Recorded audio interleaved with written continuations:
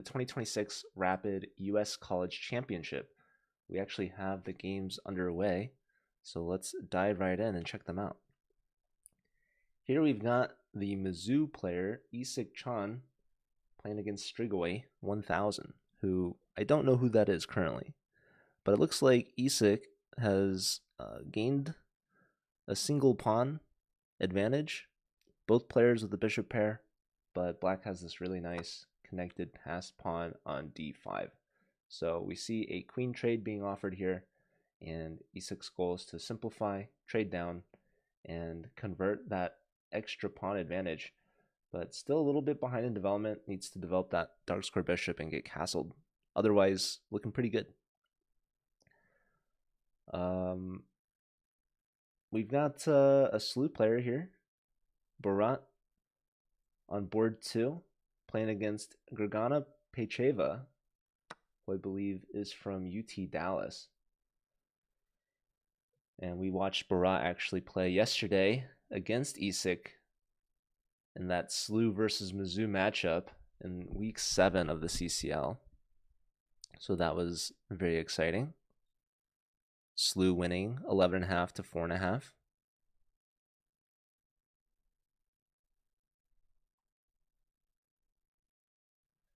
Borat was a big part of that. And definitely the favorite here in the matchup.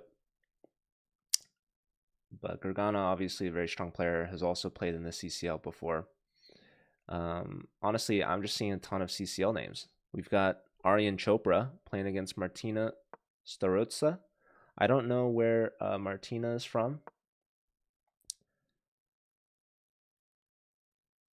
but these are the top 3 boards. We've got another CCL player, Gleb Duden, also from Texas.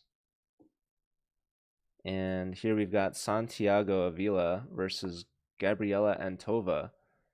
Gabriela with a slight edge with white. Very strong player. I watched her beat Ilya Nizhnik over the board in Classical. So she can hang with the best of them. She also is from SLU and just recently won the U.S. Women's College Championship. So a very strong player. So we'll have to keep an eye on this one, actually. She has the advantage. She's down a pawn. So I'm curious to see how she's played this. So yeah, black's just trying to hold on to c4, a4, and fianchetto, castle, a5 from black, now b3. So really just trying to chip away at this this pawn structure.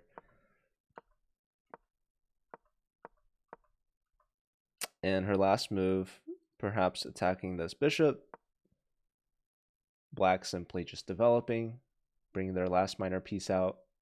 So yeah, white ahead in development.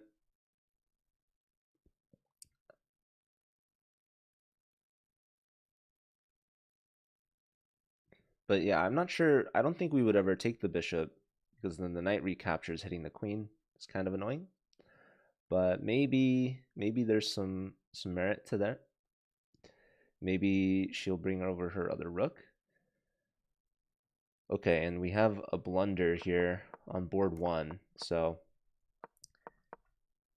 e6 opponent declines the queen trade and then just simply gives up a pawn, and we have an early resignation there. So Isik from Mizzou getting a really quick win there with basically half the time. So this is 10 minutes rapid with 3-second increment, I believe.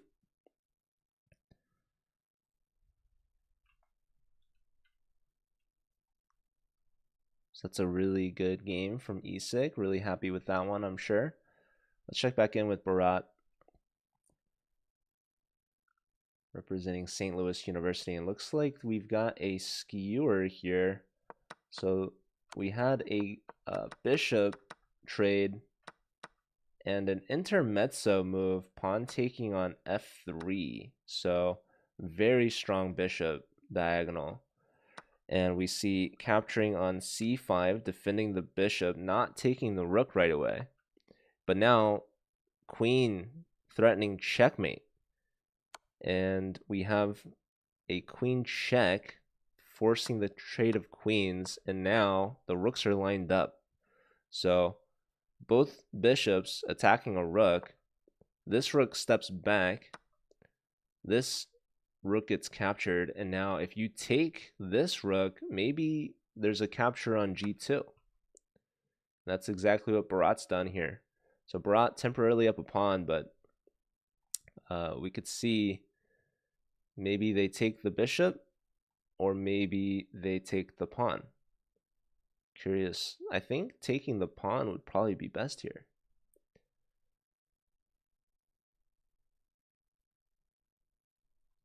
Rebalancing the material. And honestly, it's an opposite color bishops game with one pair of rooks left. Also, when this bishop saves itself, it can also hit the rook with a tempo. And I don't think we can do anything with this c-pawn, unfortunately. Hey, how's it going? Thanks for tuning in. I still have to announce that I'm live on Discord. I'm having a slow start to my day. You know, it is Sunday though, so. Okay. Let me go ahead and announce that.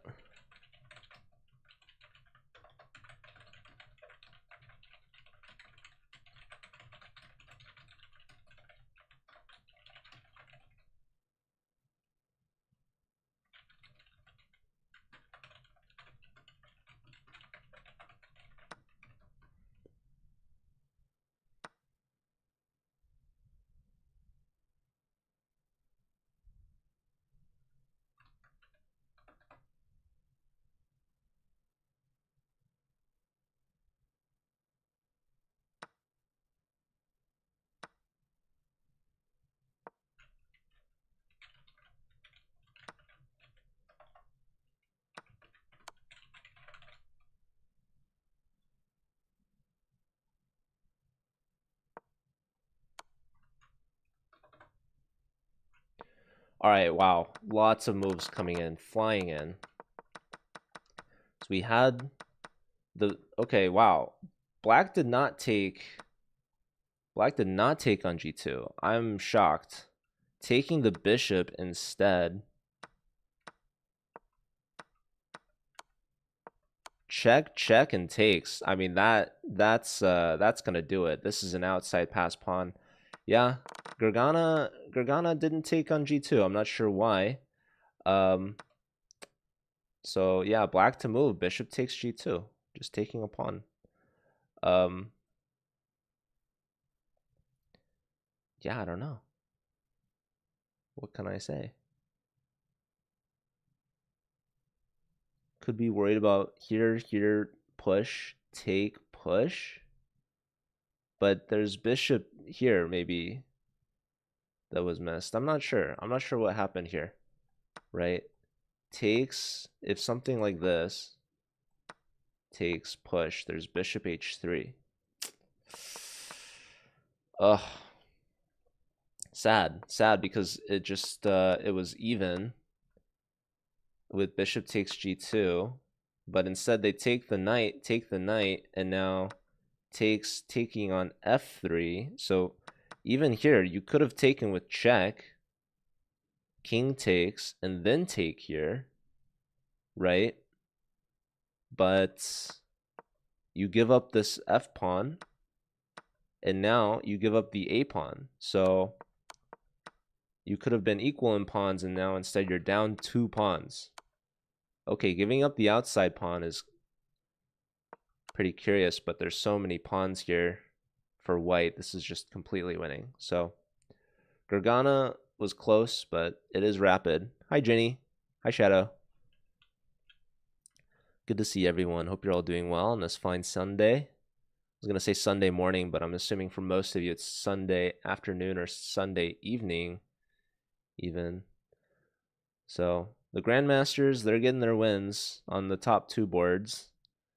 Aryan Chopra working a slight advantage here with the black pieces. Computer doesn't like his last move, though.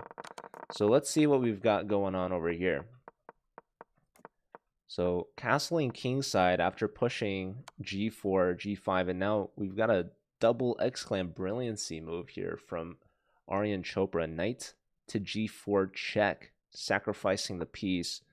And the best move is to take this. But White's was hesitant, moved the king, and there goes your bishop pair. King now in the corner. And yeah, black not castling just yet. Big space advantage for black on the queen side. And now we see the king manually moving, keeping the rook on the h-file. Lots of shuffling. There goes the h-pawn. So say goodbye to that guy. Rook's doubled. Lots of pressure on the h-pawn. And yeah, Chopra's enjoying a 2-minute advantage, or a 1-minute advantage, really. But still needs to make a breakthrough. So not entirely sure where that is going to come from.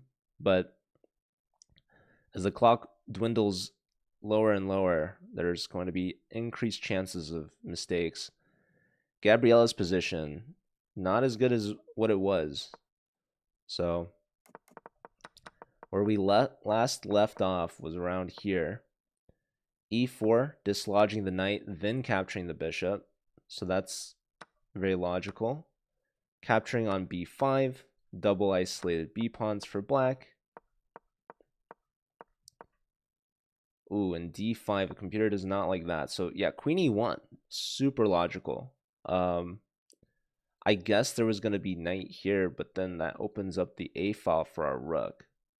So curious. I liked queen e1. It just made a lot of sense, right? Putting pressure on this b pawn. We noticed these pawns are doubled and isolated, which leaves them sort of as sitting ducks. They can't really protect each other as well as if they were next to each other. So that's a clear target in the position, and you want to just pile up. It's currently defended just by the queen. So queen e1 creates a threat. Pawn push here, and we're creating space for our knight, but we're also potentially allowing our opponent's pieces into the game. Also now knight c3 happens anyways, but with a tempo. Giving up the bishop there, very questionable, because now these pawns are connected and passed. We get a pass pawn of our own with d6, but it's not going to be as good as I think these two pawns together. So pawn push, that's keeping these pawns separated. Queen steps back, pressure on the b pawn, queen steps in, defending. Bishop to h3, very nice move, attacking the knight, pinning the knight as well to the rook. So now the c pawn gets traded for the d pawn. So a little bit of progress here for white, but still that extra pawn advantage for black. And both players now under a minute on the clock. And I kind of feel like we should stick with this one. But, you know, all the games are starting to get into some time pressure as well. I see Nicolosi Kacharava won his game. He is also on the SLU team. We interviewed yesterday after his win against Mizzou in the CCL Week 7. He won against woman grandmaster Anastasia Paramzina. We actually have a huge upset alert coming in here. We've got woman international master Davaku Munkjul taking down Jose Cardoso, who only has 1 second on his clock. He's going to flag. Okay, he made that with 0.7 seconds left on his clock. Yeah, Gabriella unfortunately looks like she's going to go down. But this is a grandmaster, Jose Cardoso, flagging early here. So not the start he was hoping for, but a great game.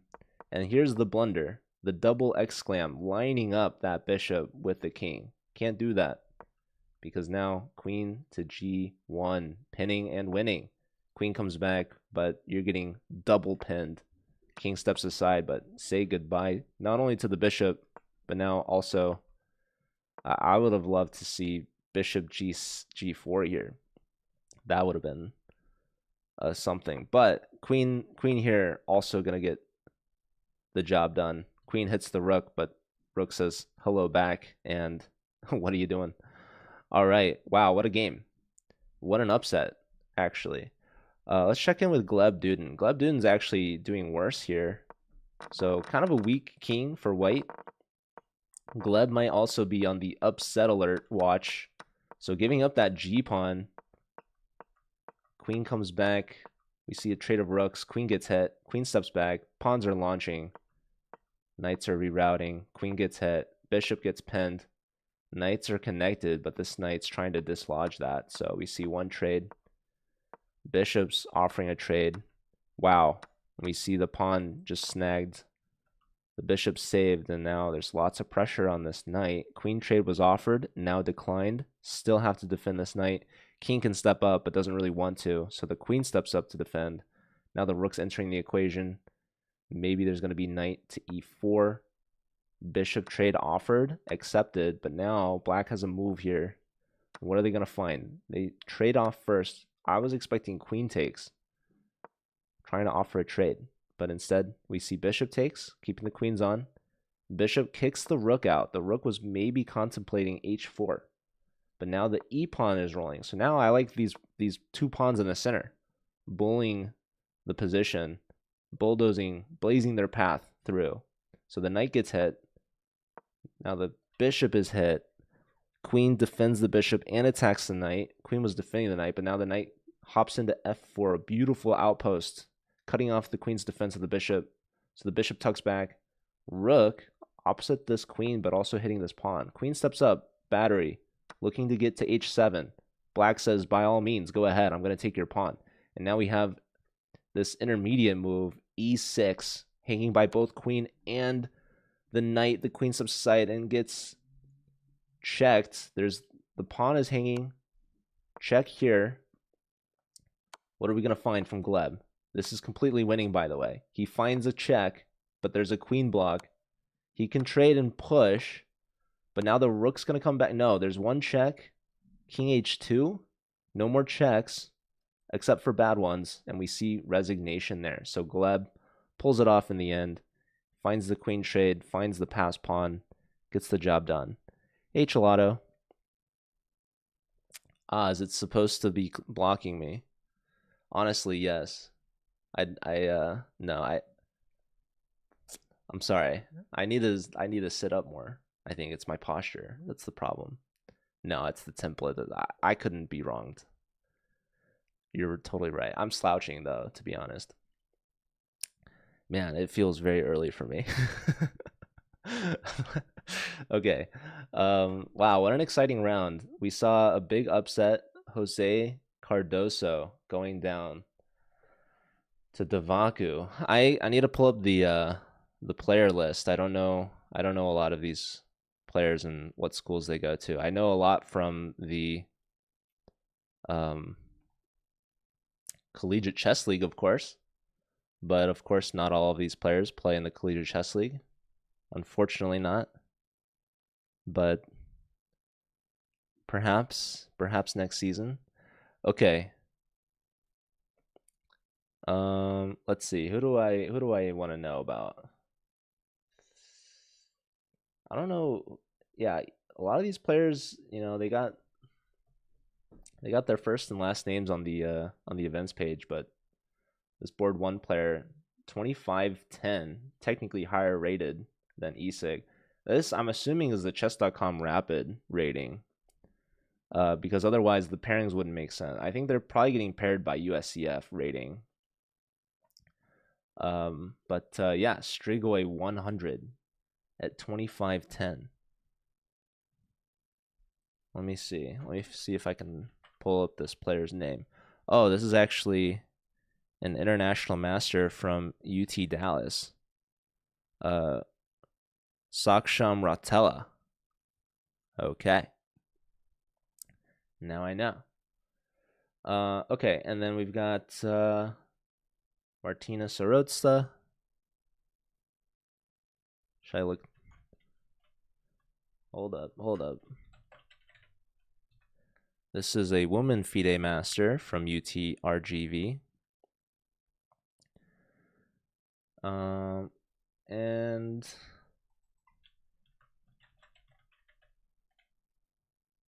yeah, Santiago Avila was also in the CCL for UTRGV. We had this was the upset board here.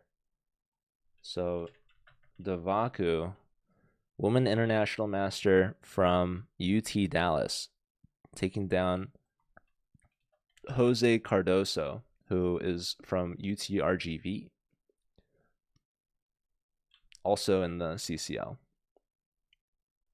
The gold standard. That's right. Okay, so I know there are some breaks built into this tournament today. Maybe I can talk a little bit about the format.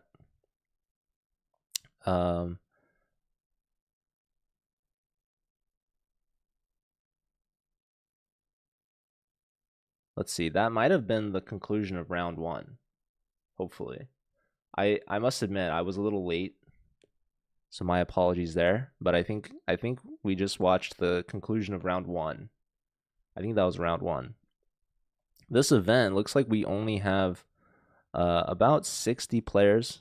I think there's 29 boards here.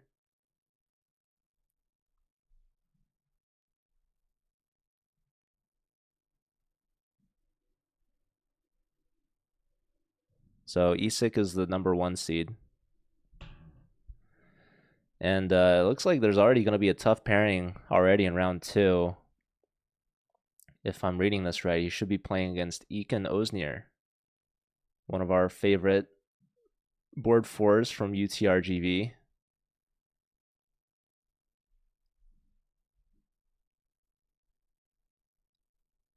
And yeah, Bharat Subramaniam is the board 2. So I'll wait for the games to start. What else can I do? Yeah, I was unable to watch the Blitz yesterday.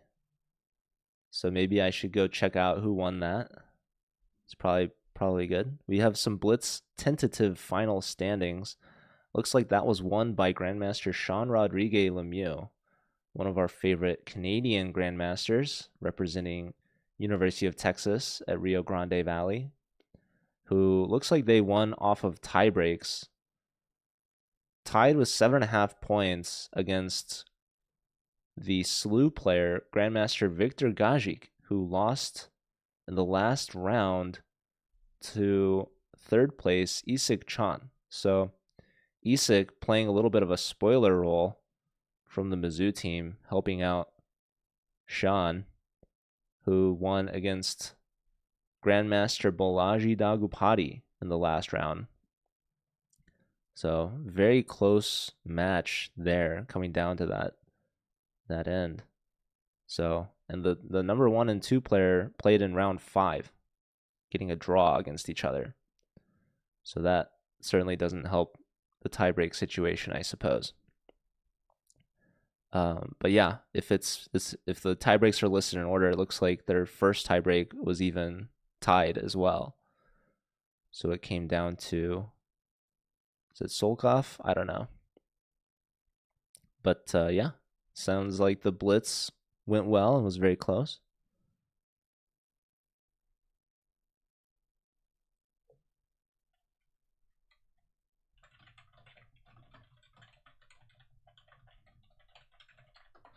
All right, so yeah, I guess I was late, but we only missed the start of round 1, so it's like basically we're on time. Who's counting anyways?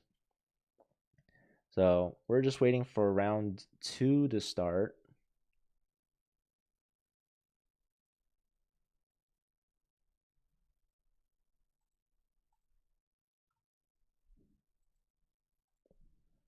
So is this a good time for me to look through the games? Which one shall we look at? Is anyone a fan of any of the players in the chat? Any SLU fans, Mizzou fans, Texas fans? There's a lot of Texas schools.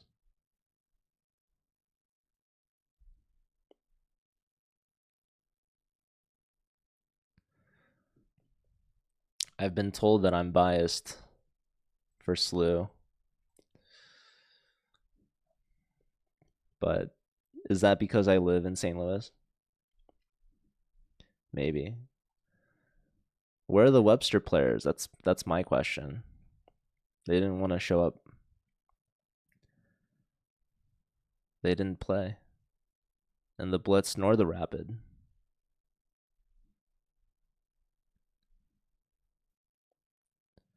I see there's a player from Syracuse. There's a player from Carnegie Mellon. There's a couple players from Virginia Tech, Rutgers, Dartmouth, UChicago, Case Western, UC Merced. So, yeah, UC Merced, that's a 9 a.m. start time. SMU, ASU, GSU, JHU. I'm guessing that's Johns Hopkins.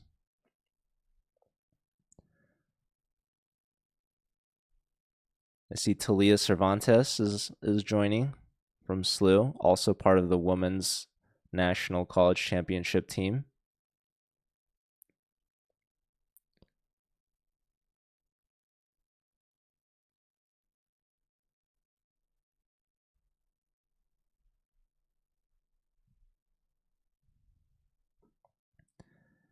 I see Bodon Bilovil, the team captain from Texas Tech.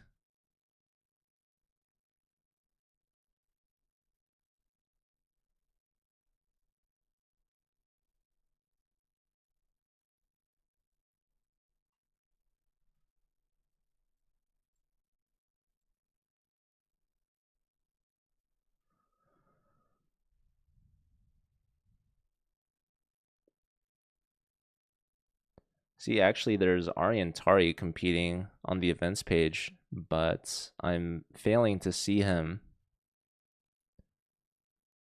in the standings on the pairing sheet. Maybe he had a bye. I don't know.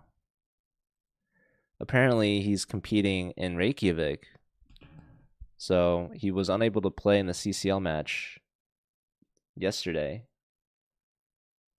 And perhaps part of the reason why his team lost to SLU.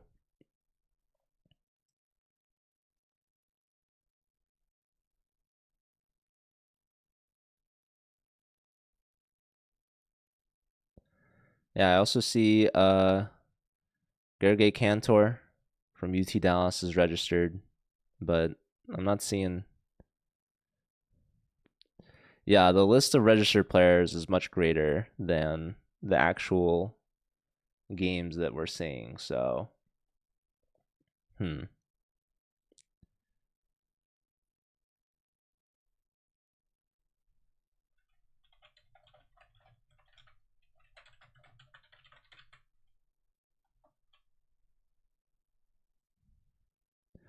Yeah, major shout out to the event organizer, Judith Stare. Very experienced arbiter, volunteering really to put all of this on. This definitely would not be happening without her, so I know all the players that are participating are very appreciative, giving them this opportunity. This is a pretty important event. There's not that much, honestly, for college players in general, but also U.S. college events. You have Pan Am's, and then the President's Cup leading from that, of course. And then there's the U.S. College Rapid and Blitz. But without Judith, that wouldn't even have been taking place. So it's really just kind of Pan Am's. I'm not entirely sure if there's more than that, except for perhaps some regional things. I know also there's a K through 12 U.S. championship going on, which is being streamed by U.S. Chess. So if you guys are interested in that, you can go check them out.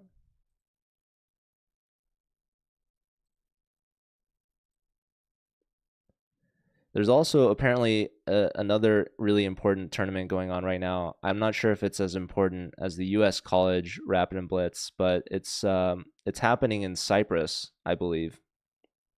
There's some other Grandmaster players. I don't know if they've ever played for college chess, but apparently it's some sort of like candidate tournament. But yeah, not sure. Not sure if that's as important as this one. This one's pretty important. So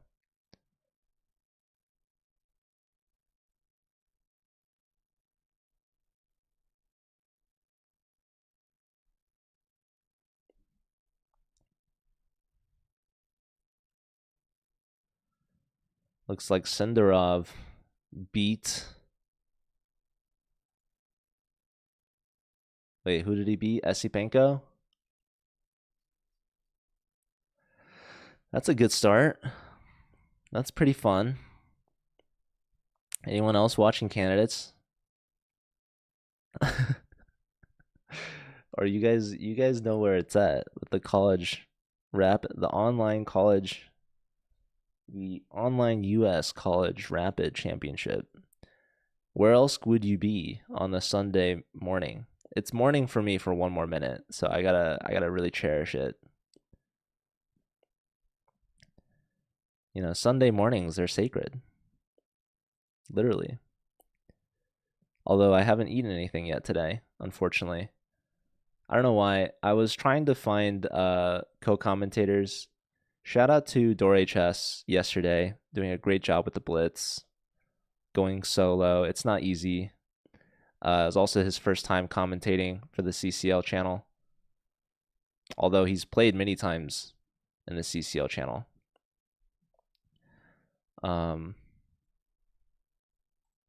Okay, we have the games about to begin. So round 2, starting soon in a theater near you. All right, let's see. I see the standings has Ariantari. I don't know if he took a bye or something.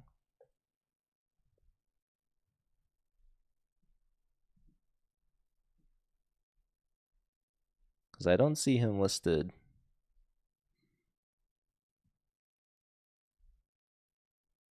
In the pairings.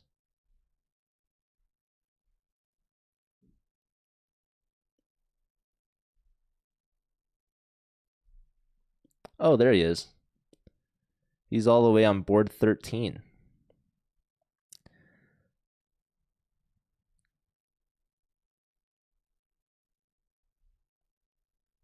All right.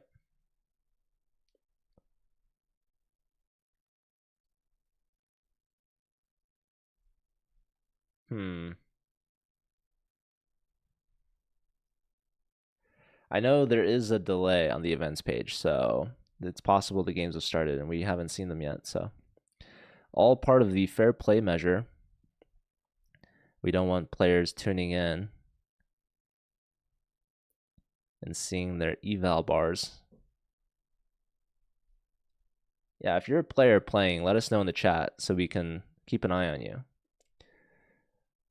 Or maybe don't tune in during your games. Just a suggestion.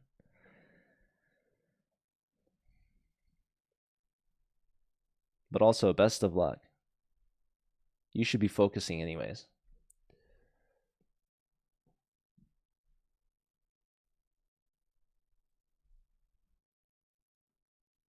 I never played in this when I was in college. Because I didn't even know it existed, I don't think. I think that's the biggest problem that college chess faces. There's some of these events people just don't know about, unfortunately. But we have started the Collegiate Chess League, and we have the College Chess Discord server, which I've linked in the chat. If you guys are college age or want to know more about college chess in general, that's kind of the place to be. So one of our focuses is to unite the college chess world. Because there's a lot of colleges out there, and there's a lot of chess players out there, and they just don't know about certain things. So that's where we're trying to keep all of the updates.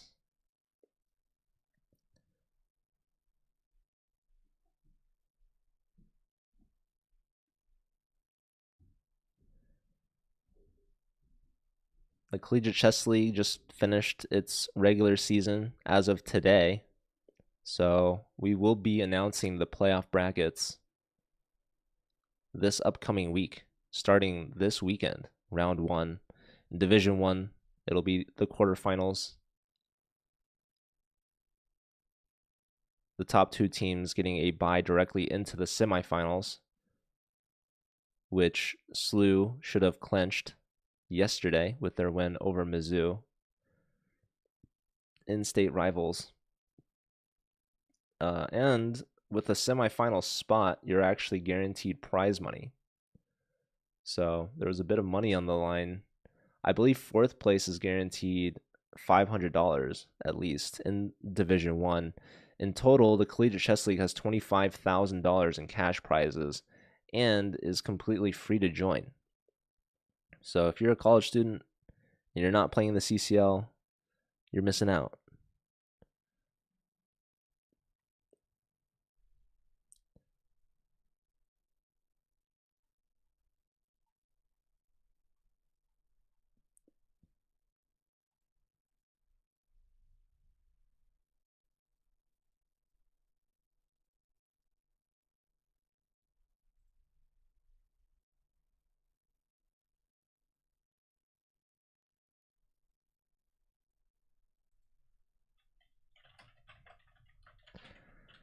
I think the blitz delay is about a minute, but for rapid it should probably be more because the game is a little bit longer.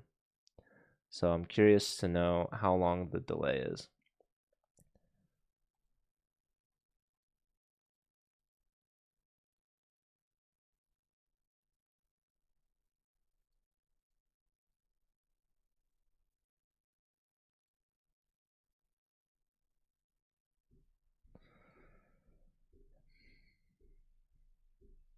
I can actually find Ariantari's first game, so we missed this. We can go back and look. So he fianchettos. Castle's kingside. Gives up a pawn.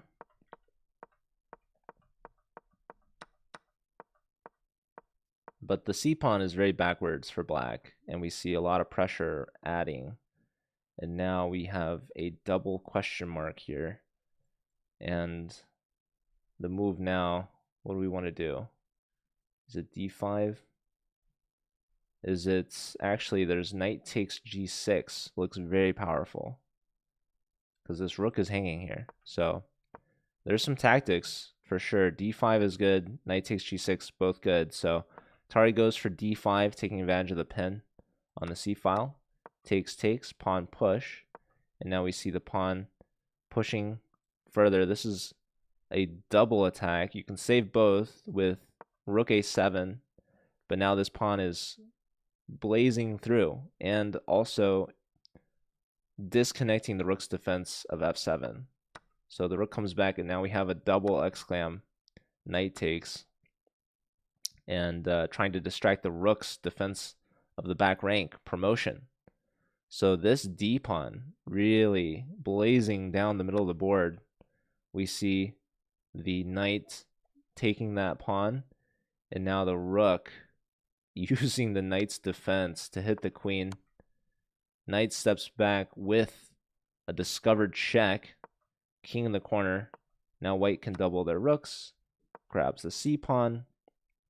Knight comes back hitting the rook, and now we have a beautiful rook sacrifice, double exclam brilliancy here. Rook and bishop both defending, but now we have just a simple back rank tactic with a knight cutting off the queen. So beautiful game there actually from Ariantari. Wow. And that was against woman FIDE master Manuela Bermudez. We have Talia's game here. Talia playing against Cobalt Arya and losing. That's unfortunate. Oh, that was just a one mover. Oh my goodness. What happened to Talia's game?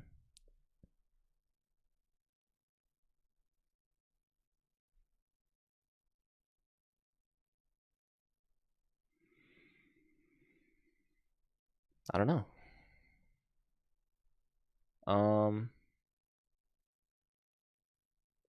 Yeah, I'm still not seeing round 2 though. So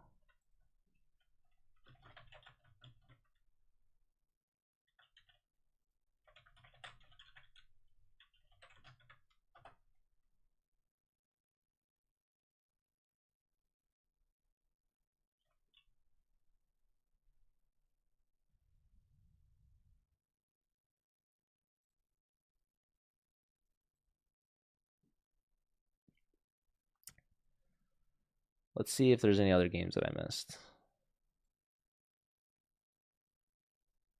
Okay, we can look at Luca's game.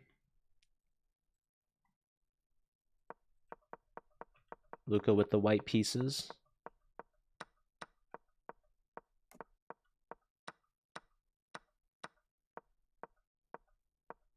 I love the bishop pair here for white. Queen steps up, just immediately threaten checkmate. Bishop has to defend. Rook's in the center. Trade off one pair. Rook to the c file now. Knight hopping in, just targeting those dark squares, and look at this.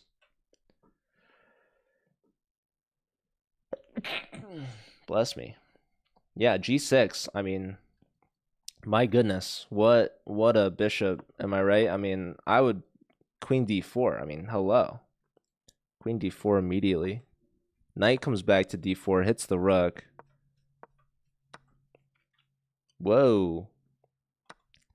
Knight takes, rook takes, bishop takes, queen up. King out, bishop takes.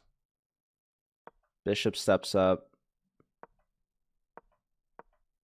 Rook offers itself. Saves itself. Here now, queen steps up. There you go. And that's going to do it. So, check, knight in.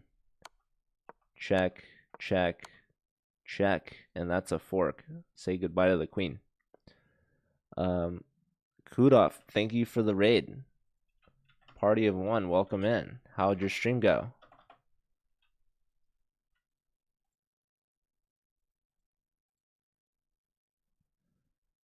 We're watching the US Rapid College Championship. I'm looking over some round 1 games that we missed. Here's Victor Gajic's game. Victor getting a bye win, perhaps. Part of the SLU team. Let's check on Sean, the tentative winner of the Blitz Championship from yesterday. So he's playing against El Calvary, who is from UT Dallas. So this is Texas versus Texas. King f2. Perhaps some theory. Queen trade declined. A knight sacrifice just to play f5. Pawn takes, knight in, knight takes, bishop takes, rook takes.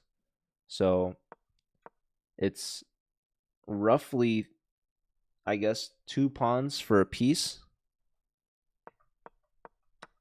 But Sean just defends, and yeah, this pawn's going to fall and this pawn's going to promote.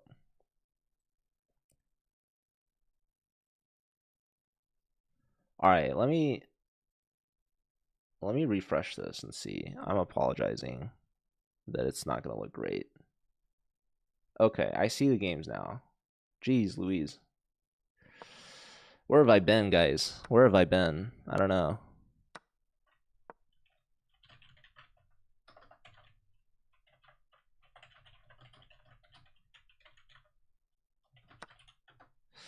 All right, well, let's make up for it. Let's see what we missed out on. So Ekin is losing to Isik. This is 2 countrymen. 2 Turkish players. Ekin from UTRGV, Isik from Mizzou. Isak with the white pieces, and we have a double X-Clam sacrifice of the knight. And now a pin to the king. So really nice maneuver here from Isak.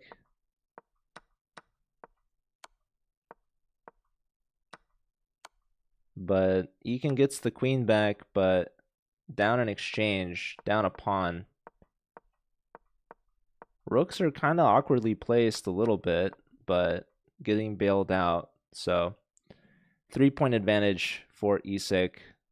Ekin down a pawn and an exchange.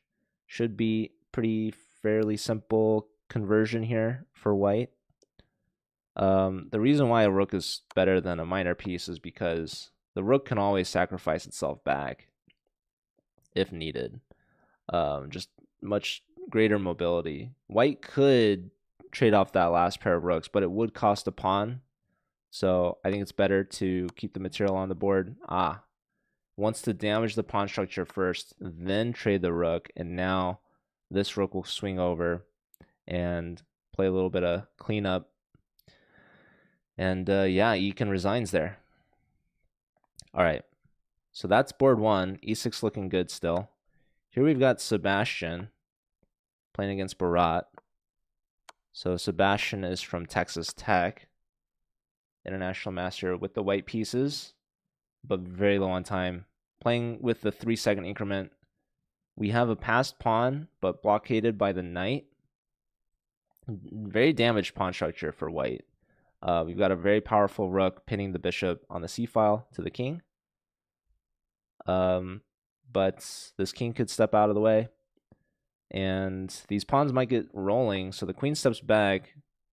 This queen steps back to defend. Rook's lifting up. Yeah, computer said there was a move for black here, but Bharat is playing a little quickly. So queen a6 apparently. Ouch, that would have been a move. So, okay, and then white had a move here. Rook h1. Say hello to my mate threat. Yeah, there were a couple of mate threats perhaps missed by both sides. Black could have used the a-file, and white could have used the h-file. So opportunities perhaps missed. White gives up a pawn, but now gets the bishop out of the pin. Bishop to a4, just trying to dislodge this knight. This is the barricader of that passed d pawn. So right now the knight is hanging, and black's maybe trying to pile up on this pawn, but we're going to take this knight and we're going to take this pawn with check, and we're going to help defend this pawn. Maybe even get the e pawn rolling. If black tries to push here, well, you're getting you're weakening that king. So the knight does move. The e pawn does drop, and this is looking very, very good for white. This queen rook pawn combo. I mean, talk about centralized queen. This is doing everything here. Now the bishop is involved. Rook hits the queen and the pawn, but that knight is still pinned. Maybe rook d6 now. Your bishop is hanging. So bishop moved. This knight would love to take the rook if it could, but it's pinned. So rook steps back. Bishop back. Why is the bishop not being taken? Because it's defended by the queen. And now the b pawn wants to join the party. So here comes the b pawn. This queen is absolutely paralyzed, stuck to the back rank, babysitting the pawn. So black is down. We can threaten good old-fashioned checkmate. Who says no? I guess black says no. Okay. Wait, but seriously, what do you do after rook h1 though? Can you answer? Can you say rook h1? Okay, rook here. I mean, that's also good, right? This is going to be resigns here from Bharat. So knight comes back, but white says my bishop doesn't care. I'm going to queen regardless. So yeah, GG from Sebastian, taking down the Slew player. We have Yair Parkov from UT Dallas losing to Slew though. So Aryan Chopra still keeping Slew in it.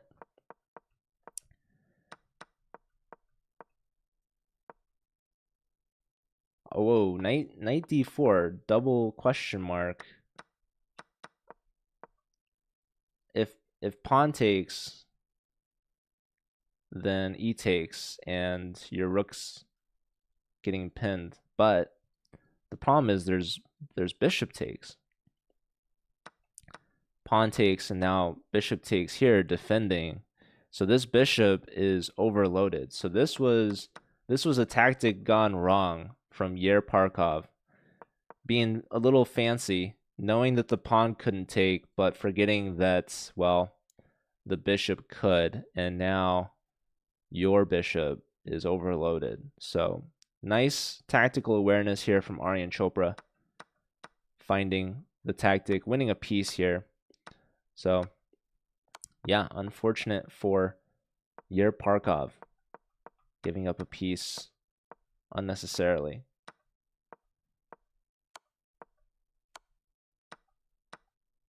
Ooh, giving up an exchange, but it's 2 minor pieces now versus the rook.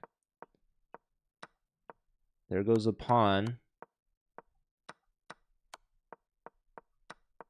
But here goes another pawn, and now it's black's trying to push their one pawn. Rook gets hit, so the rook moves. Knight hitting the pawn and the rook. Pawn now saving itself. Knight and bishop both just guarding. B3. And now here, black can give up the rook to win the 2 minor pieces, but this pawn is much faster, and the king would be blocking its own pawn. So very nice technique here. We do see the rook gives itself up, but look at how fast that pawn goes. And we see resignation there. So Chopra winning for Slew. Here we have another Texas Tech player, Bilovil, taking down Gleb Duden. So Gleb is from UTRGV.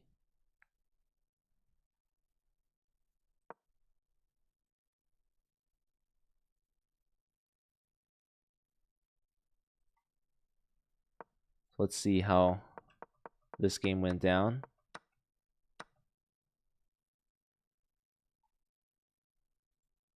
So we had a Queen's Gambit. Castle opposite sides. Very, very annoying bishop here for white, but h5 is in time. There was no h6 from black, so the bishop can't tuck back on that same diagonal. Goes up, hits the queen. Queen steps back. Now we have h6. Now we might see the knight taking. No. Just f3. Now the bishop does tug back in time. g4. Queen to the d file. Rook to the g file. Knight questioning the queen. Queen steps back. And there's this move b4. Attacking the queen further. The queen goes here. We've got knight to c5. I mean, wow. So queen steps back and say goodbye to your piece. a5, trying to create some counterplay. g5 hits. So open g file. And now h6. Bishop blocking. Trying to. But look at these knights. There's one check. I guess there was rook c2. You could win the queen. However, you're probably not going to do great. You're probably, I don't know. I guess white's going to crash through here. So, yeah, if check, queen takes, bishop takes. Now we have rook takes. If king here, just knight takes, is winning the queen back immediately. And if king here, we have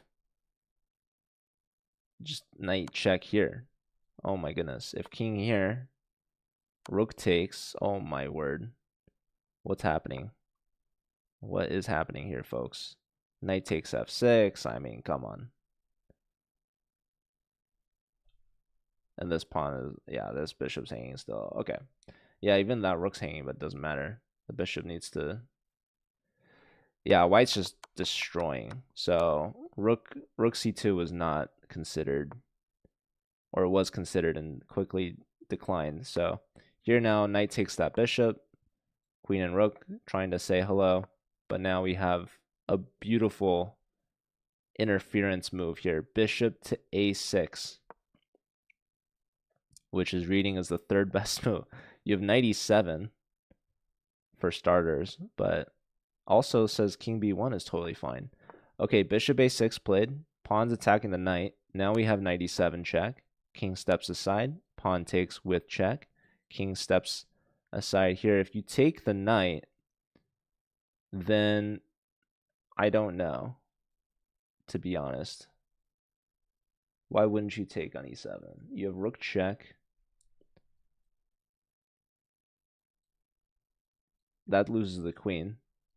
So, and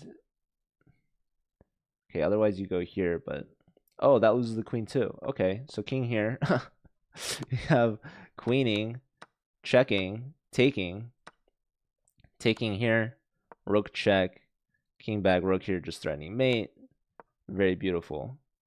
Yeah, and there's no mate. So nicely done from Bogdan Bilovil taking down Gleb Duden. Okay, and we have the round 3 pairings are up. And the games are gone. So here we go. All right. Standings, we have Aryan Tari in first. Nicolosi Kacharava in second. Isik in third. Aryan Chopra fourth. Oh, we got Steve, captain for SLU, in sixth place.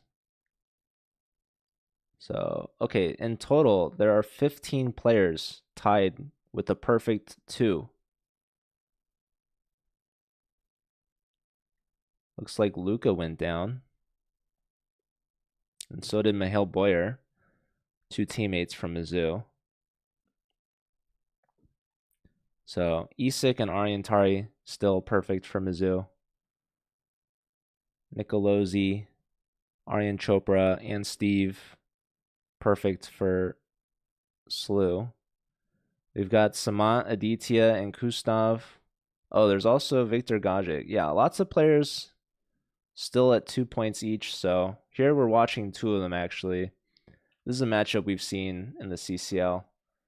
Mizzou versus UT Dallas. Do I ever compete? Am I from Tennessee? Oh, wow, you're so nice, Jason. But no, I'm not.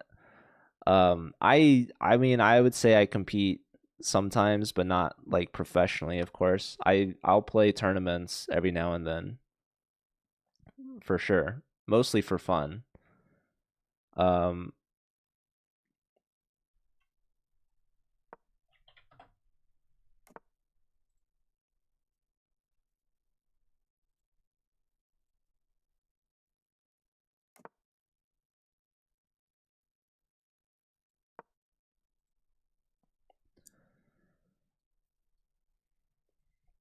I'm wondering if I can pull up Aryan's game.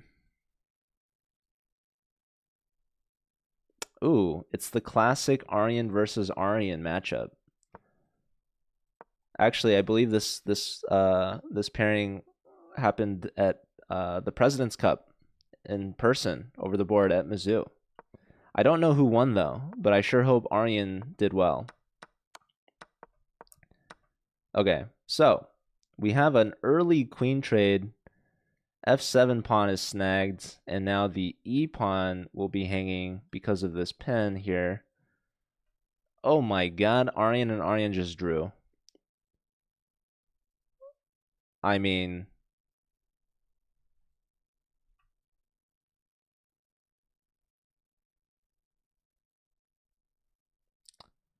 okay. That's a quick one. Less than 10 moves there. All right. Well, you know, I didn't want to watch Aryan play Aryan again either anyways, so they're just too well balanced.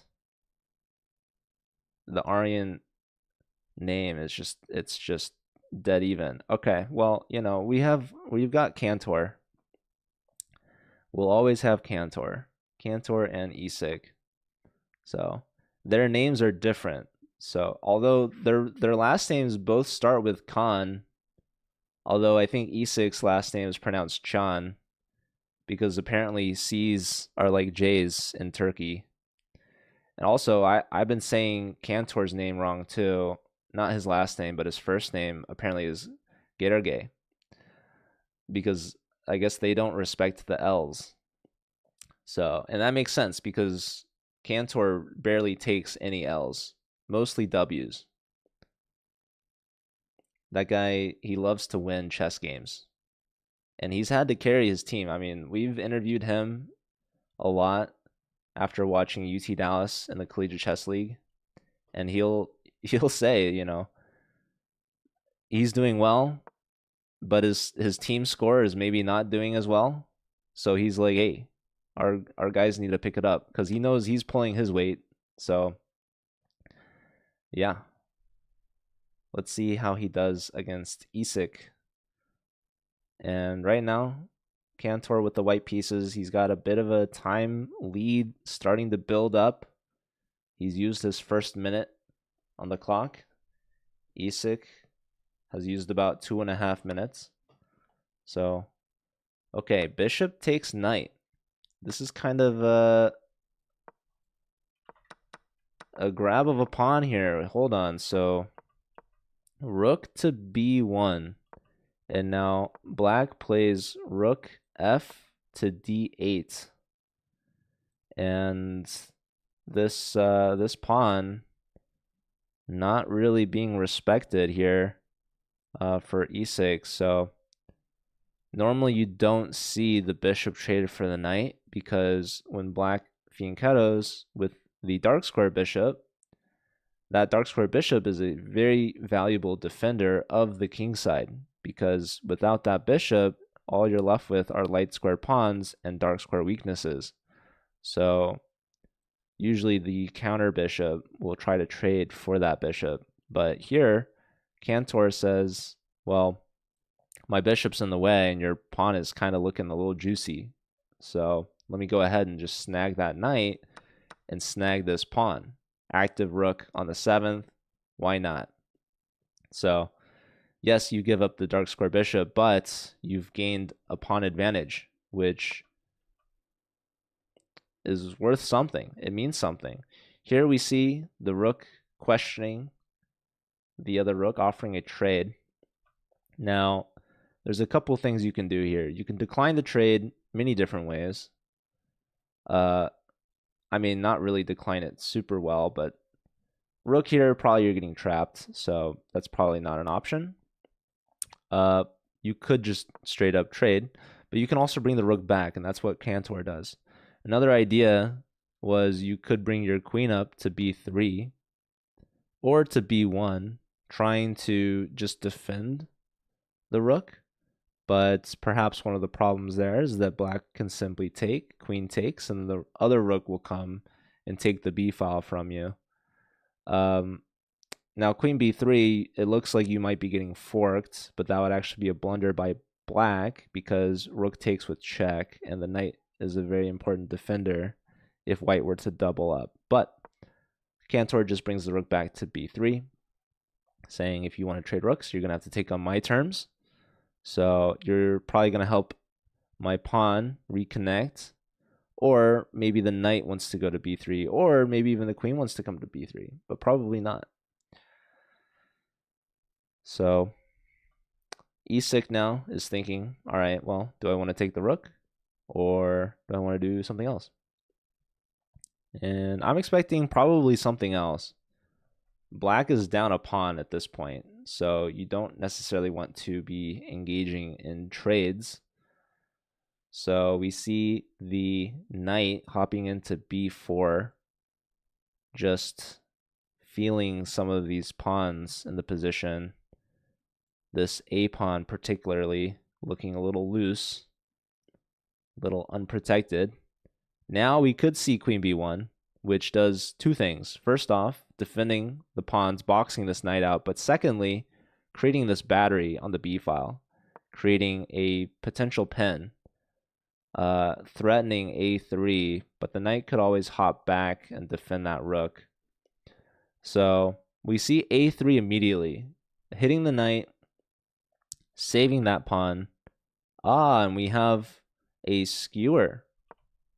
So very interesting knight move. This is something that I had overlooked. So yeah, if we had done queen b1 like I was thinking, then bishop a4, and the rook is in trouble anyways, or do we have rook a3? Man, I don't know, guys. I don't know what's going on here. Oh, then there would have been knight c2. Discovery on the queen. Wow. Here, here, here, here. I'm pretty sure. That looks... I mean, maybe we have... Oh, and then, yeah, it's a double attack. Wow. Wow, okay, so a3 is the best move. Cantor found this. Surely saw the skewer, but just takes the minor piece. And now it doesn't like queen b1 because takes and you're still in this nasty pen. It likes queen c2, which clears the path for the other rook and maybe even the bishop to get involved.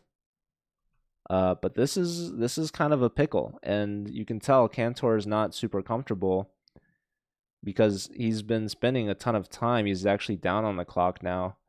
So currently up 3 points of material, up a piece, but losing a rook. So gonna be down in exchange is Cantor, but the computer says it's not so bad, actually. It actually favors white if queen c2 or d4 is played. Now d4, honestly, I couldn't entirely explain that one to you. I guess the problem with doubling rooks is that white has a bailout. They can just take the rook and threaten the second rook.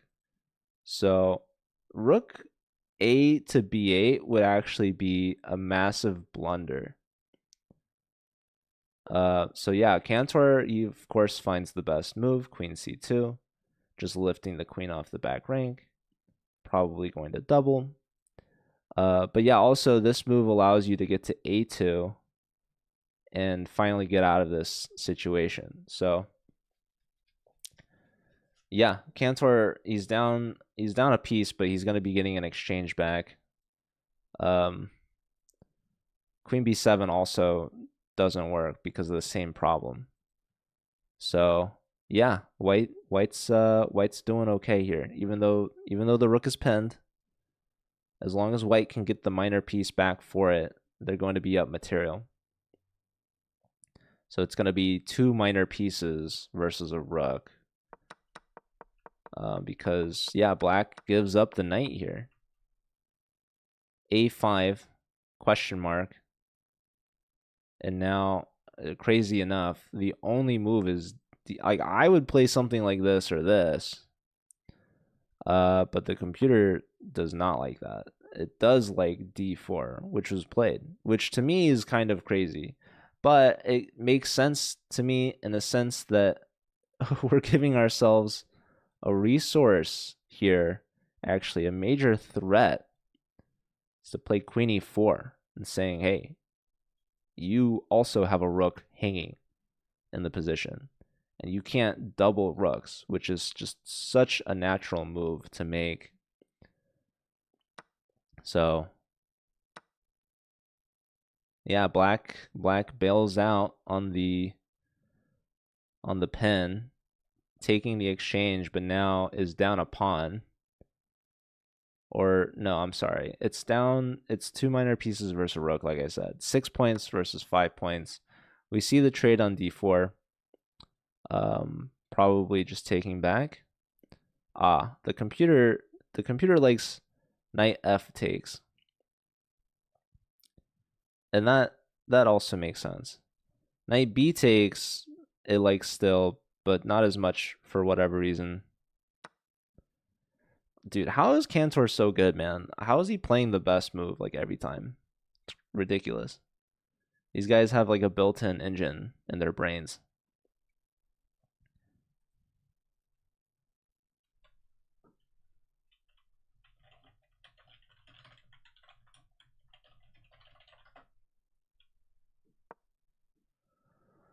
All right, queen to c7 is played, and now... Oh my god, this is ridiculous. You're telling me queen c3 is a move?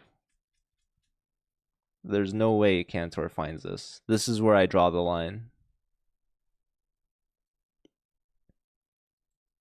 Queen c3 is the most inhuman move. Just lining yourself up. I don't believe it. It's a beautiful move, though. You're threatening knight takes e6. Perhaps. Perhaps not, but perhaps. You're also threatening knight takes. Actually, no, you're not threatening that. Never mind. Anywho, no, this is beyond me. But I shouldn't put it past Cantor. All right, Samanta Aditya looks to be crushing Sebastian. So Sebastian had a nice win in the previous round. Yeah, queen trade, queenside castle with check. Look at these dark squares. Bishop opposite the rook. Bishop gets hit. Bishop comes back. There's a fork. Bishop takes, bishop check now. King back. Knight takes a free piece. Knight hits the bishop and the pawn. I mean, this is a monster bishop here. Wow. Wow, wow, wow. Oh my goodness. Aditya Samant absolutely cooking. This is a beautiful move.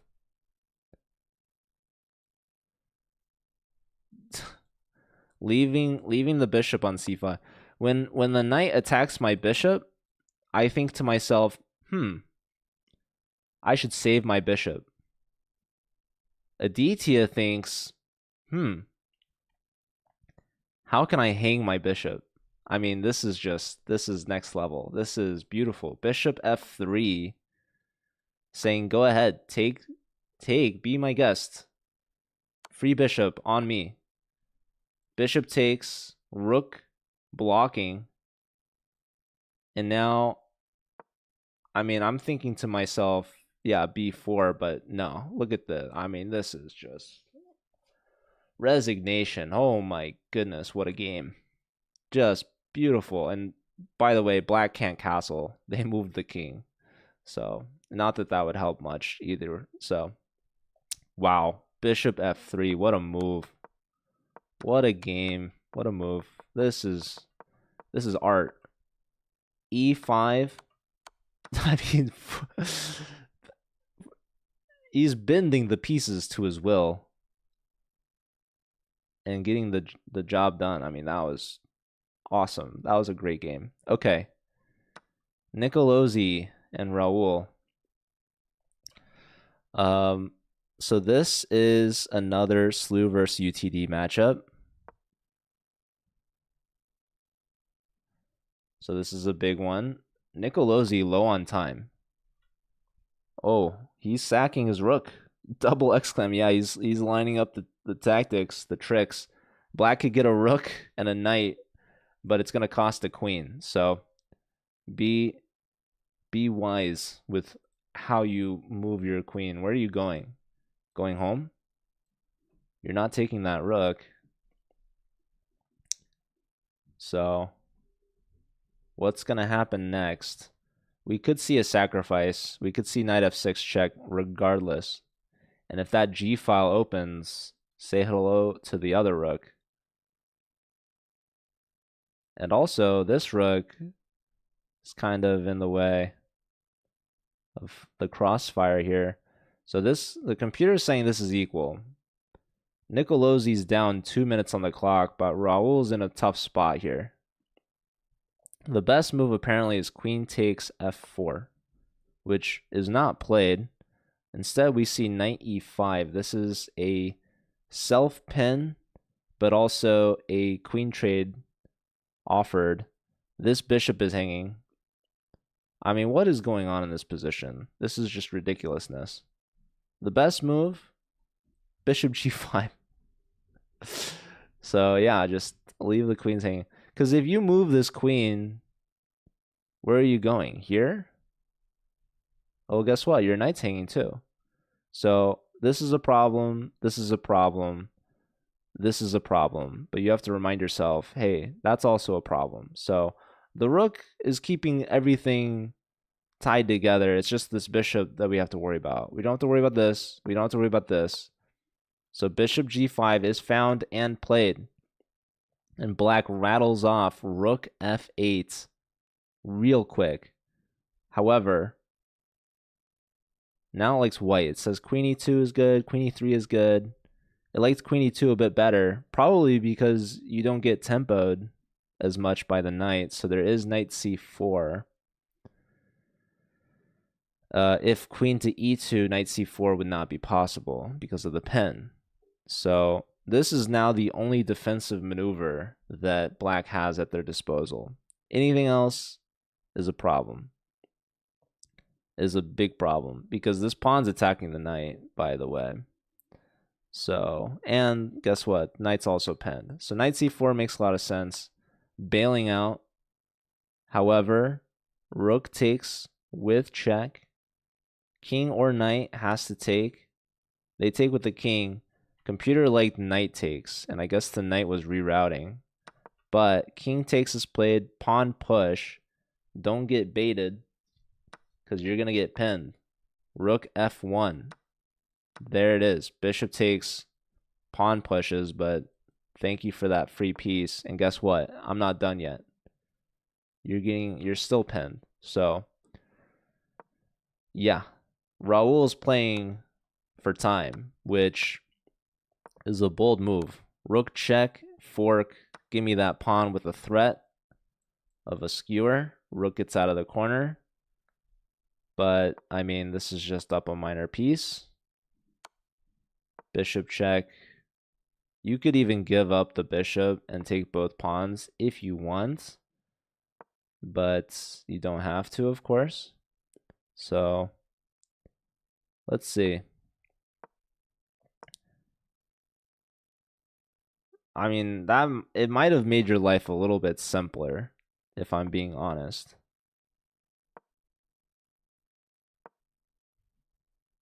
You could very well still just do this. Yeah. Nicolosi says, I've had enough. If you want the bishop, please take it. I'm going to take both your pawns. I'm going to have two outside pass pawns. This is going to be easy peasy. You cannot trade rooks. And now this rook is cutting the king off. And the pawns will run to victory. So nicely done here from Nicolosi. Let's check back in with Isak. Only 4 seconds, 3 seconds, 2 seconds, 1 second. Finds a move. Queen to c7. 30 seconds for Cantor. And Cantor, he's got Isak on the ropes. This was not a good move.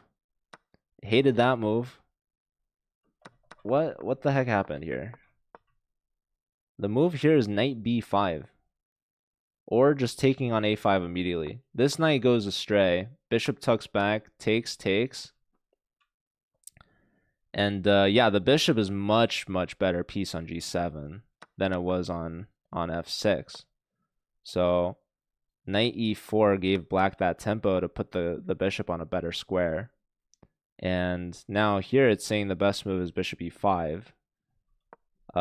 Here's a mistake because of knight f6 check now, which is played.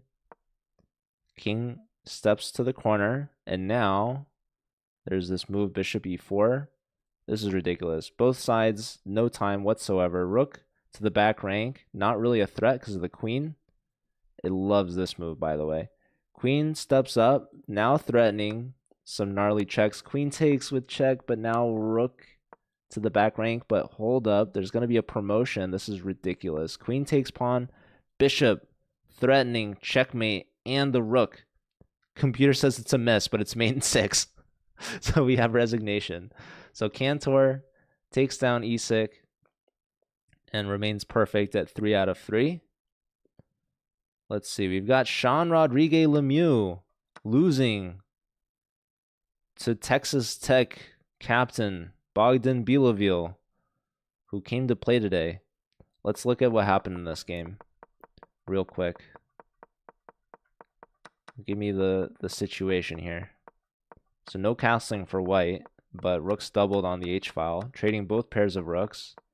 Bishop pair for white and for black, but look at these outside pawns going for white. Look at them go. Pawn takes, pawn push, threatening b7. There goes the a-pawn. There goes the light square bishop. And now queens are kept on the board. We've got a knight versus a dark square bishop, but there goes the c-pawn. Here goes the b-pawn. And there goes a queen. Taking advantage of the pin. Beautiful move here from Bogdan. Taking down the Blitz champion from yesterday, Sean Rodriguez Lemieux, the Canadian Grandmaster representing UTRGV, going down to the Texas Tech captain. Nicely done there. Here we've got Jose Cardoso, who lost. Was that in round 1? And now potentially struggling against Sikalira. That sounds like, I don't know. Let's see. What board is this?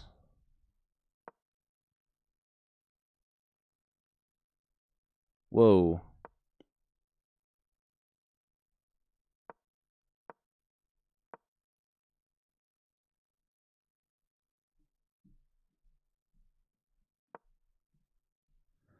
All right, I'm giving word that our next round will be starting. This is a draw, so yeah, Jose not doing great today, unfortunately. Unfortunately for him. So losing and now getting a draw. But yeah, maybe just some tough opponents, some tough rounds. This was just equal, I guess. A lot of shuffling.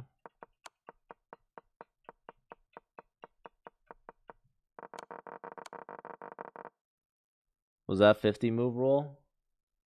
I don't know. Or repetition, maybe. Who knows? But yeah, not Jose's day.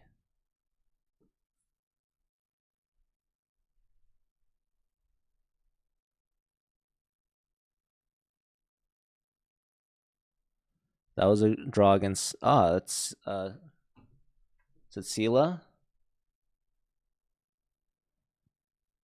Also part of the SLU women's team. National champions. Holding her own there against Jose. Nicely done. So her and Gabriella, teammates, also at 1.5 points each. Total standings so far, we've got Cantor now in first, tied with Nicolosi, Bogdan, Steve, Aditya Samant, and Amilal. The board 4 from Mizzou, from Mongolia. So only 6 players remaining perfect.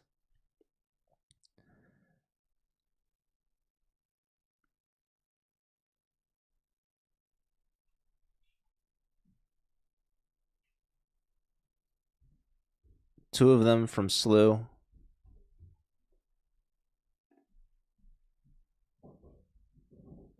Wait, there might be another one that I'm missing. Let's see. Current games? No.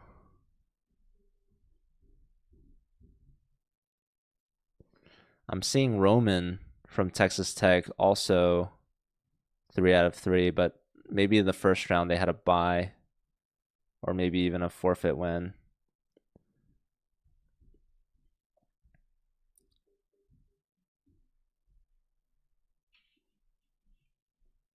So, All right, well, that means 7 players are 3 out of 3. 2 of them from UT Dallas, 2 of them from Texas Tech, 2 of them from SLU, and 1 of them from Mizzou.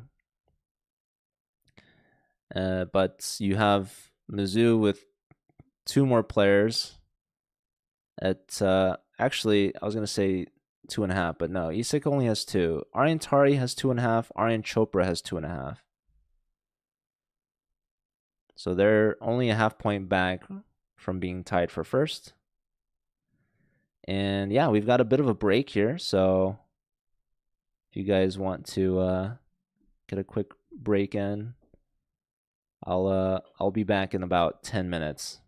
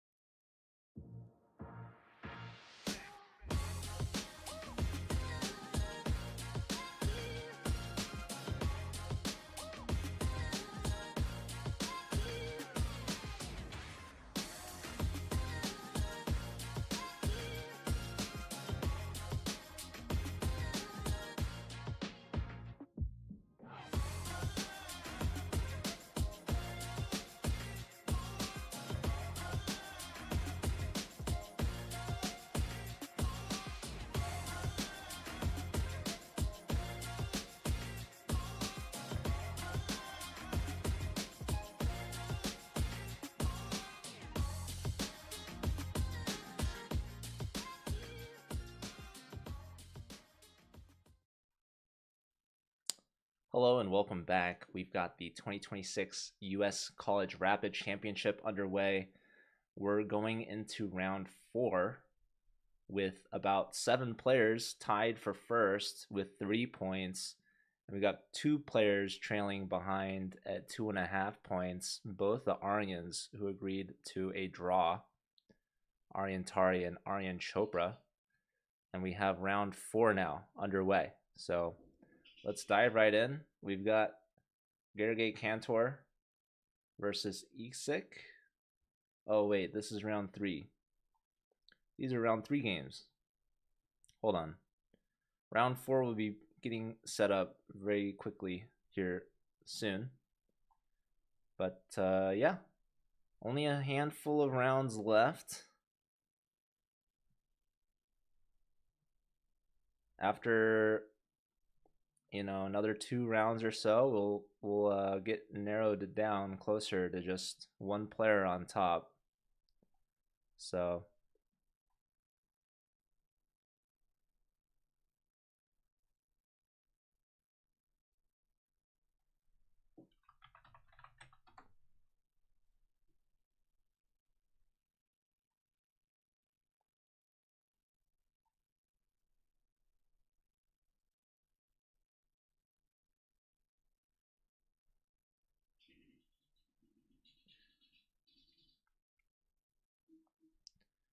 let me double check.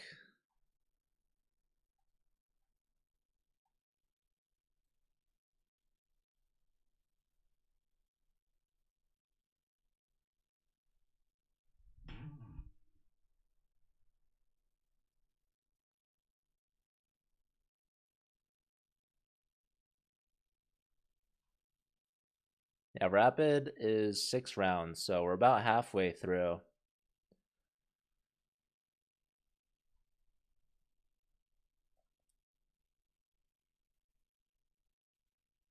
Aryan and Aryan might actually play their game this time. No, this is getting repaired, restarted here. So these were the round 3 pairings.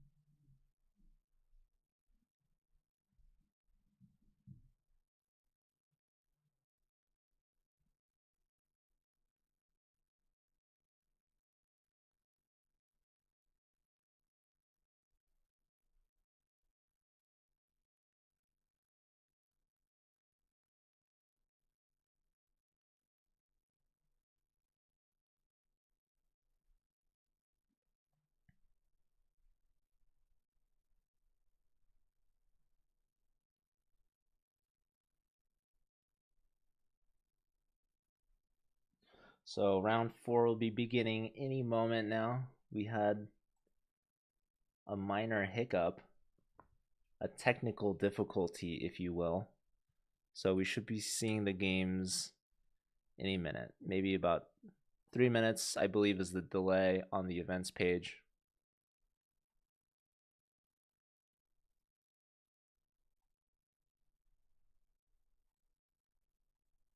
So we should be seeing round 4. And this is going to be the second half. So we're halfway through. 7 players tied at 3. It's going to be a tight race in the finish.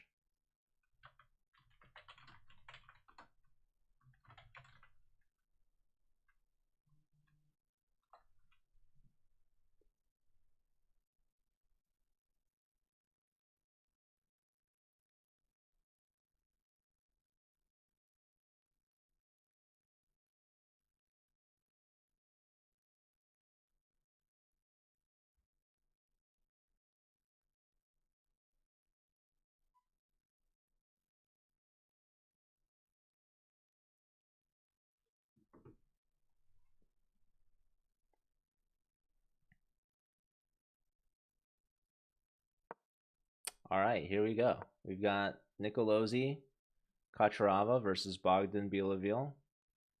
And we've got Steve versus Cantor.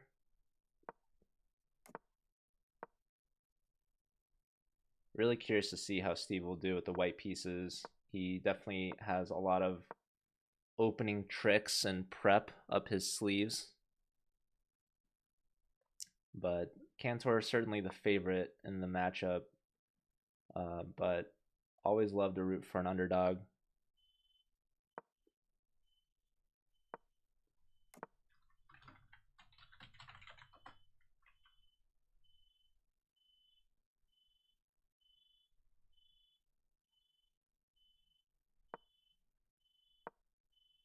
See, we also have Amilal from Mizzou versus Aditya Samant from UT Dallas.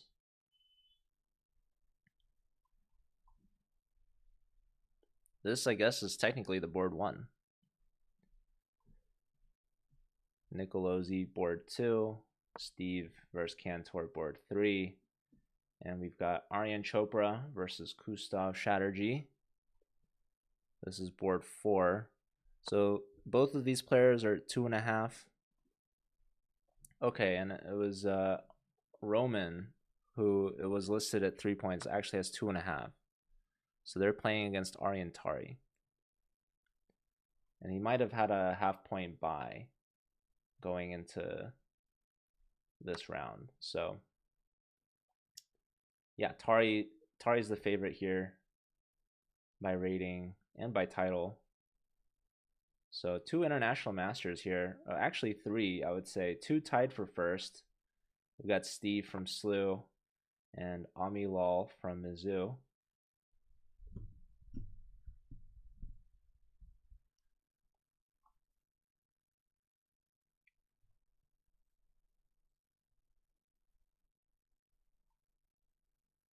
So where do we keep our eyes? Actually, I forgot. There's also Bogdan. Lots of international masters at the top. So yeah, every top board is GM versus IM for those with 3 points each. The only GM versus GM matchup at the top is Aryan Chopra versus Gustav Chatterjee, and they both have 2.5 points. The next GM versus GM matchup is actually Isik versus Yair Parkov with 2 points each. So, yeah, what am I expecting? I'm expecting the GMs to win. But I think that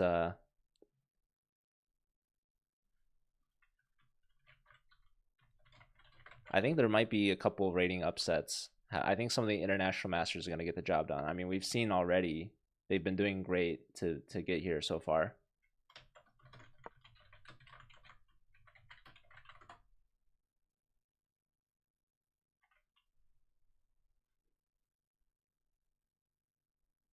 I guess we should stick with the top board, but I don't know. It's also there's some of these like maybe I like Steve versus Cantor. I've been enjoying Cantor's games. Cantor's been a lot of fun to watch. He's a very great player.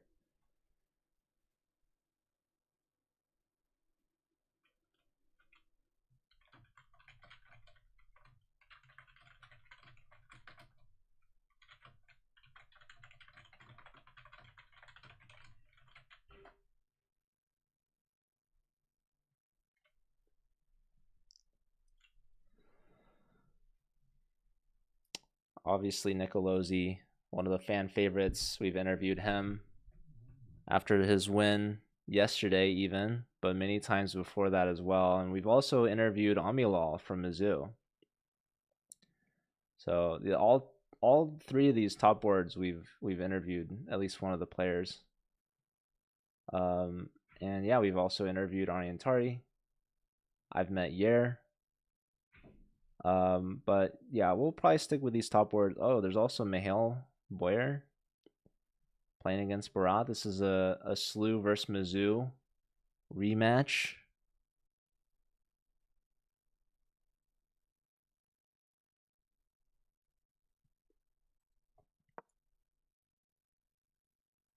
Did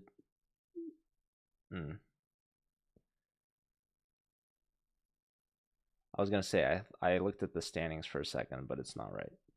But that's not a it's not a big problem because I just won't look at the standings. I already know the standings. We've got our top board here. So, all right, Nicolosi, how's he doing? Both knights here very strong. F5 is a key square here. So look at this, G6, taking control over F5, but creating potential weaknesses in the position. So computer says, let's bite. Let's go after that. This is a hook in the position that Bogdan has gracefully created for us. And Nicolosi identifies that and plays immediately H4. Now we see H5 from black. More pawn pushes in front of that king. More weaknesses. Look, we can take advantage of that with knight G5.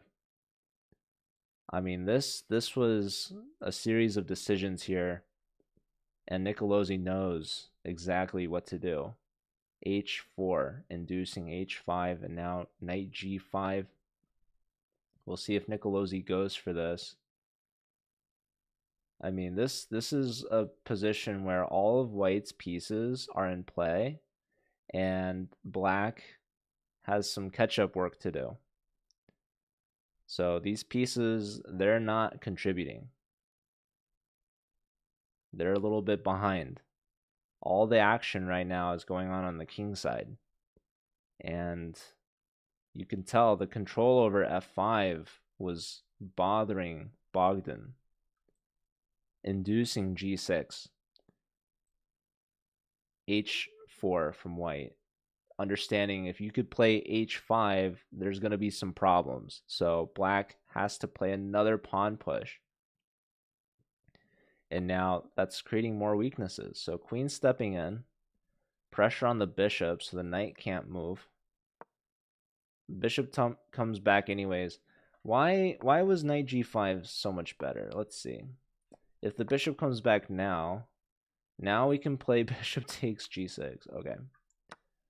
Takes, and now the move is queen D3. Honestly, this is just crazy. This is crazy. Wow. I mean, just wow. I'm very impressed, to be honest. Okay, well, who knew? Instead, we don't see that. We had queen to F4, bishop back, now knight in. But now the knight comes to F6, and the bishop opens up. Bishop's tucked back. There's no more sacrifices. So position has rebalanced itself. White had a chance. Just a crazy sacrifice, really. Takes and queen D3 to take a second time. That pawn was indefendable. So missed opportunity, I guess, by Nicolosi. A very sharp line that the computer found. So black is very much in it.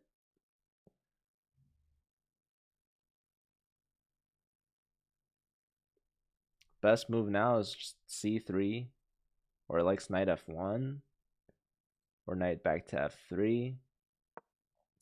So C3 makes sense, just solidifying the pawn structure, maybe making some space for the bishop to come back. But yeah, Nicolosi low on time too now. You know he felt a disturbance in the force. He was thinking, looking for something, and he wasn't quite able to find it with this queen F4 move. It's a little slow. So that helped black actually bring the bishop back and then create space for the knight, which is creating space for the bishop. So chess is very, very precise in certain moments.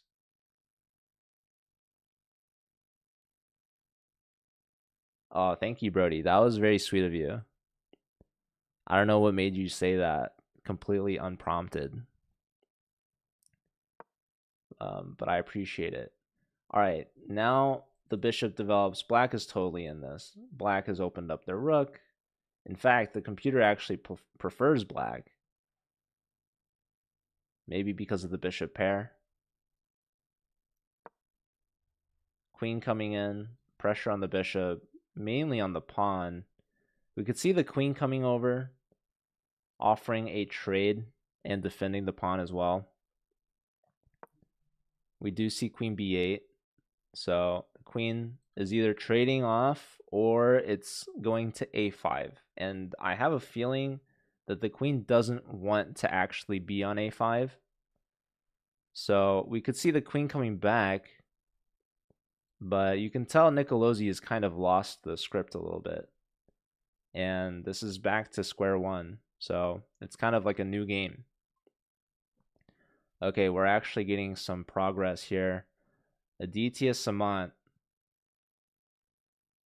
with the black pieces looking pretty good. Maybe not as good as Brody, but still looking good.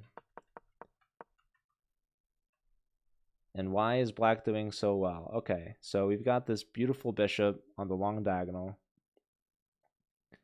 I kind of like this battery for white, but black can trade and just bring the other rook in, and now you're controlling. Computer somehow suggesting bishop takes c3, which is absolutely ridiculous to me. But after knight takes, there's queen takes f4, going pawn grabbing, one of Yasser Seirawan's favorite pastime activities. Okay, we have rook takes d2, queen takes d2, rook d8. This was my initial thought, which usually is a bad sign for whoever's playing the moves I'm suggesting, because that doesn't go very well for the most part, for me at least. But now queen comes back, and look, that f-pawn, it has insurance. It's double protected. So this guy, he could have been grabbed, but it would have cost black the dark square bishop, which was a cost they deemed to be too high. Now we see a knight trade. Black's trying to weaken the f-pawn's defenses by another means without giving up the dark square bishop. So this is a very valuable bishop. We saw Cantor give up the dark square bishop for a pawn. And here Samant decided it was not worth it. So computer still likes black though. Definitely plenty of opportunity to get that pawn later. And also, it's a weak pawn. Even if it's still on the board, it's going to cost a pawn push to really solidify it. And that's going to create some weaknesses in white's king side. So Amilal definitely still has some problems here to sort out. And Aditya Samant has a lot to play for here with the black pieces. So we see a queen move guarding that b pawn, but also weakening perhaps the f-pawn slightly, but knight takes back. We could see perhaps the second knight offering the same trade. Both set of knights are connected here for both sides. Knight takes with the check. Only move is to take back. And then the move there is now rook into d2. Hitting that knight, getting the rook to the second rank, taking advantage of this queen sidestepping. So here, queen's on the back rank, just babysitting a pawn. Definitely not what it wants to be doing. And it's conceding control over this diagonal, and that's going to allow this rook to infiltrate. But Samant is using a lot of time here. Amilal has still over 5 minutes left on the clock, and Aditya Samant dipping below 3 minutes. It's going to have to pick up the pace a little bit. There is that 3-second increment. And of course, these players are pretty used to playing quickly. Both of these players are in the Collegiate Chess League, just like Brody was at one point back in his day. Some would say back in his prime. Okay, rook d2 played, so black is finding the right moves. So that's time well spent. Queen now stepping up to e4, defending the knight, defending the pawn. You could sack an exchange to win the pawn, but that's certainly not worth it. But this could lead to more ideas and possibilities for black. Okay, h5. interesting move here. Just taking some space, kind of passing the clock back onto Amilal. Amilal is up a bit of time, and Aditya Samant a little bit behind on time, needs to catch up. So quick move there. I don't hate it. Knight in, offering a trade. We have pawn takes, so doubling these pawns, but the computer is not a fan of what Samant has done. So after this move, what it wanted was the move knight to d4. So ignoring the knight trade, looking at that b pawn again, potentially threatening. I don't know. What are we even threatening? What does this move do? Maybe it's threatening a pawn push. Probably not. Actually, definitely not. Maybe it's wanting to trade off some more pieces, but not the knight. I don't know. The all-being stockfish knows all. I say all-being, all-knowing. All right, let's check out another game. We've got Nicolosi, still a little bit down on time, playing against international master Bogdan Bilavil from Texas Tech. Looking to get this knight in, but trading the light square bishops. So no queens. It's a knight versus bishop imbalance. Otherwise, pawns are looking pretty even, Steven. I think this is going to be a draw. But maybe black can do something with the extra bishop. Just the pawn structure alone. Maybe black has a slight edge, maybe a weak pawn for white to defend, but should be fine. Nicolosi is getting low on time though, so we'll see. We'll see if he can hold on and do something. But let's check in with Steve versus Cantor. This game, I think, has been a little bit more back and forth. So I was mentioning Steve always has some tricks up his sleeves. And Cantor, obviously, very, very strong player. So white kind of has a backwards D pawn. That knight placed on c3, very annoying piece. And we see there's a battle now being waged on the A file. Light square bishops traded. Knight comes back, and now black takes the B pawn. But Steve trying to get in with the queen. Black's able to trade. So Cantor's up, but there's a pin on the A file. With this last move, rook b6, there's now not knight b6 in time to defend the rook. So Steve is fighting. This is pin. I mean, these are very strong rooks here. Black up a pawn, yes. However, white, much better coordination with these pieces. This is a mess over here. There's so many pins. Pin here. Pin here. Knight here, by the way, completely hanging, but it's going to cost you a rook. So Cantor in a bit of a bind. Best move, apparently, rook a5.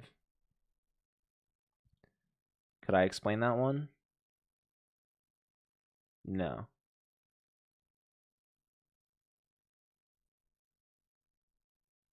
Genuinely, I couldn't explain that to you.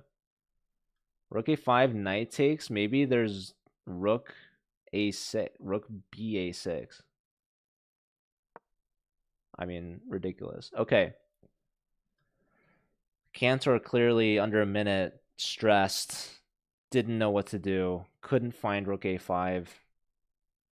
And now we have a counterattack hitting the knight, but this is weakening that pawn. So knight h2 would have been just a nice, simple counterattack. We have knight d2 instead, given a miss, because the g-pawn could have been a target, but still a great position for white, even despite being down a pawn. Look at the clock difference here. Steve, very happy with this timing. So we have the exchange sacrificed Cantor could not find the rook a5 line to double rooks back on the a file, I believe, was a chance. So the exchange is given up.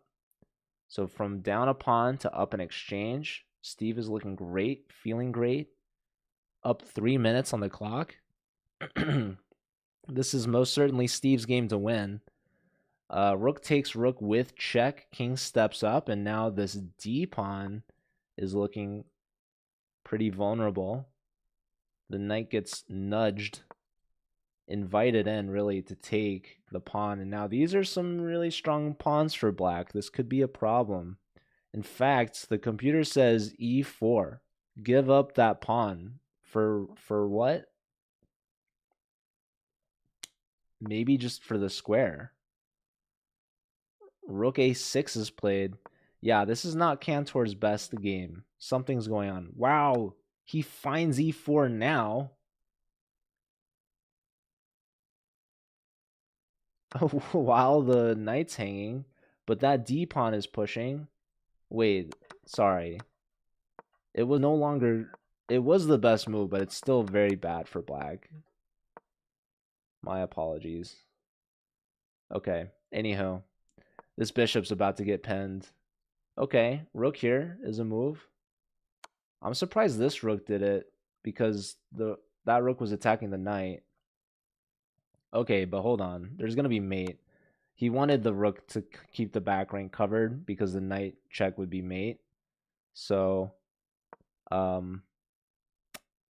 yeah, the exchange had to be given up, and Cantor is just getting completely cooked. Rook here makes a lot of sense to me. I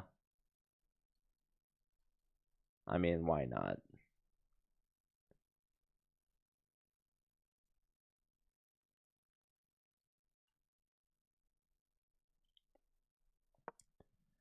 Poor Cantor. But, I mean, huge game for Steve. Emad gifting 10 subs. Absolute mad lad. Thank you so much, Emad. I appreciate it. Also, Emad, the last time you were here moderating, you changed the... Not only you changed the stream title, I think you changed out the tags. I forgot what tags I had, so I had to improvise. But my next stream, someone was like, hey, why is Iran a tag on your stream? And I was like, that's a great question. I didn't know. No, it's okay. Okay, so Nicolosi and Bogdan still in an absolute draw fest here. So Steve takes down Cantor. That's huge. Huge for the Slew team. Aryan, Tari, and Roman. Now this has some potential. It's knight versus bishop, but also pawns are pretty bad for black, but this king is pretty weak for white. So there's a lot of imbalances here, and there's a lot of room for some blunders. We've got a time pressure situation. We've got a king that wants to come in and a bishop that wants to check, and the king's going to g1, and we could see another rook check, and maybe it's a draw. So that's my quick assessment. But Tari's got the black pieces, trying to see if he can figure out something here. So what's he going to do? He's got 15 seconds. King deciding to walk on in to f3. Still not sure how this helps. There's a check. King steps back, hitting the rook. Don't give the rook check because you're going to get in trouble.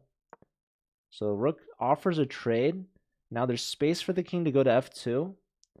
But after check, king f2, is there rook h1?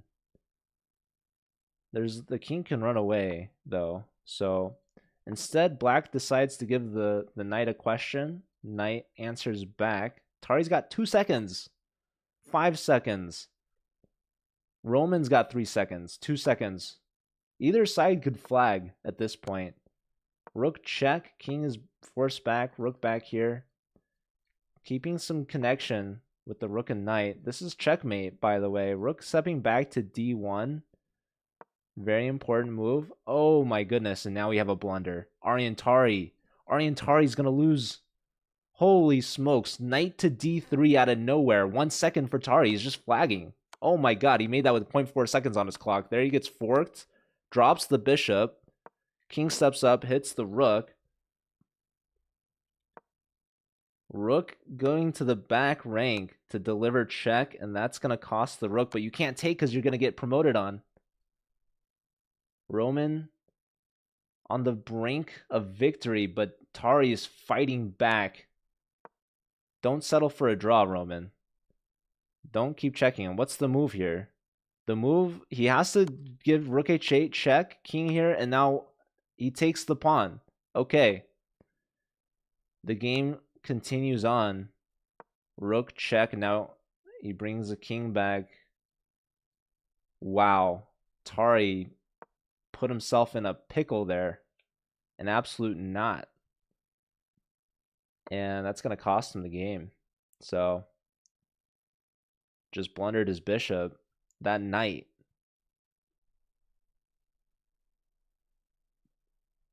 Yeah, Tari.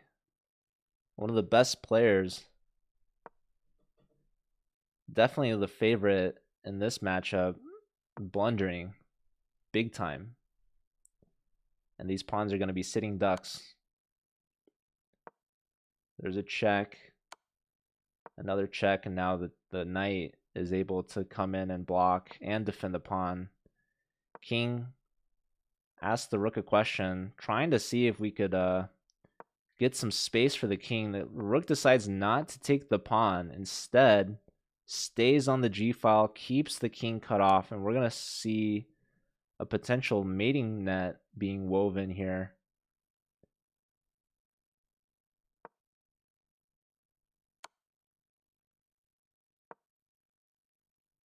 But, okay, the rook checks, driving the king away.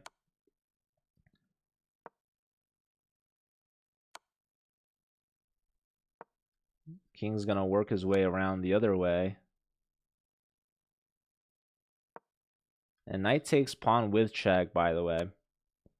So, yeah, king is going to come in, and now the knight's hit, but like I said, you can take the pawn with check.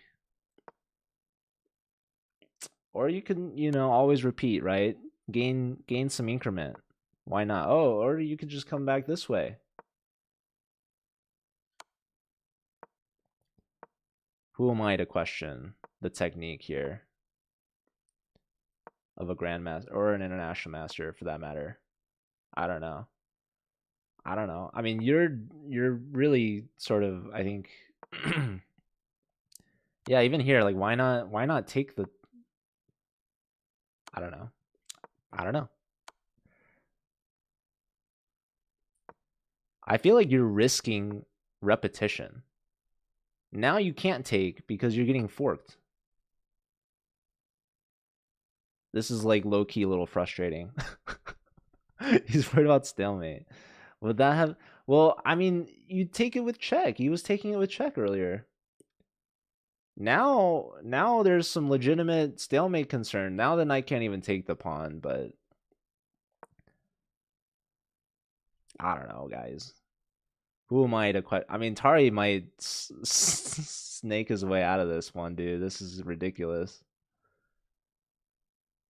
It's the only explanation.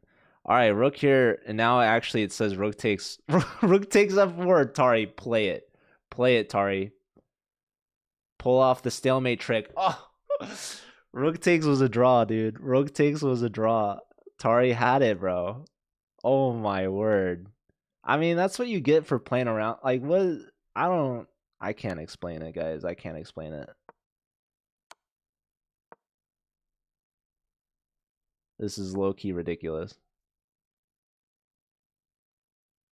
Okay, now he takes... Okay, so now we've reset the 50 move rule, which is one draw scenario, and this king is let off, which kind of helps white, actually, because there's less stalemate tricks. So, You know, this was all part of Roman's master plan all along. From the get-go. What's up, Tommy?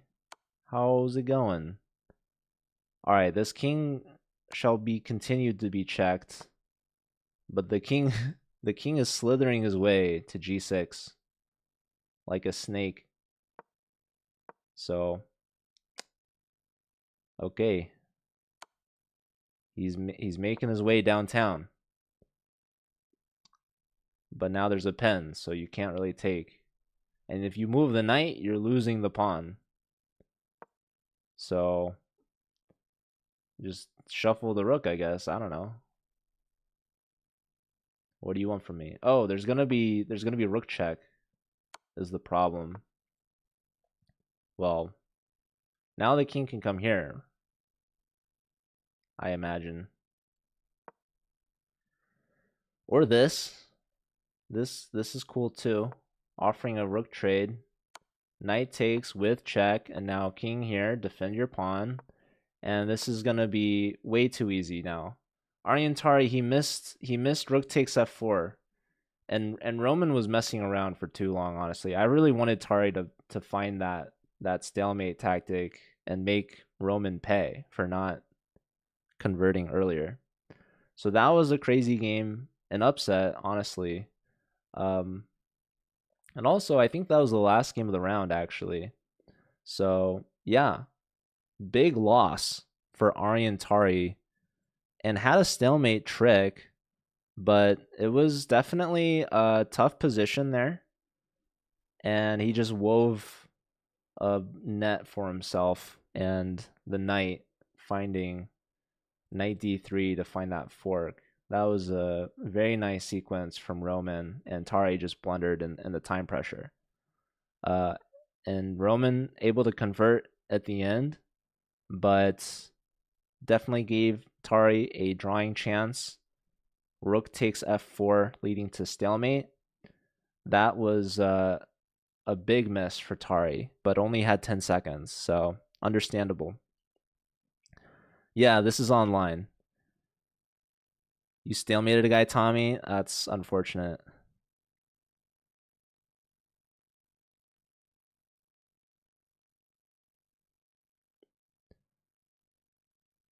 All right, well, that is 4 rounds done out of 6. So we have round 5 about to begin. And there's only 2 players with a perfect 4. We went from 6 players with 6 to 4 players with 4. So a couple of draws there between the top boards. And that leaves us with only Nicolosi and Steve with a perfect 4. Unless the standings haven't completely updated yet. So maybe I'll wait. Maybe I'll wait a moment to see. But yeah, what's interesting is both Nicolosi and Steve are actually teammates from SLU. So I don't even know if they're allowed to play against each other, actually, if I'm being completely honest. I don't think they should. So that's really good, though, for SLU, actually.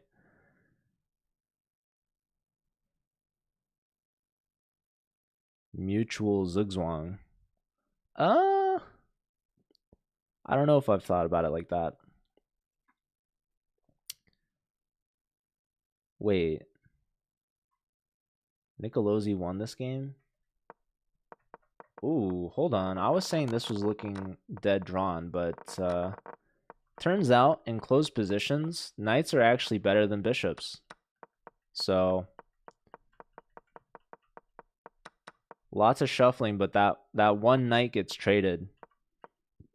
And now you've got a knight versus a bad bishop. Even with all the pawns on the bishop's color, there's no breakthroughs for black.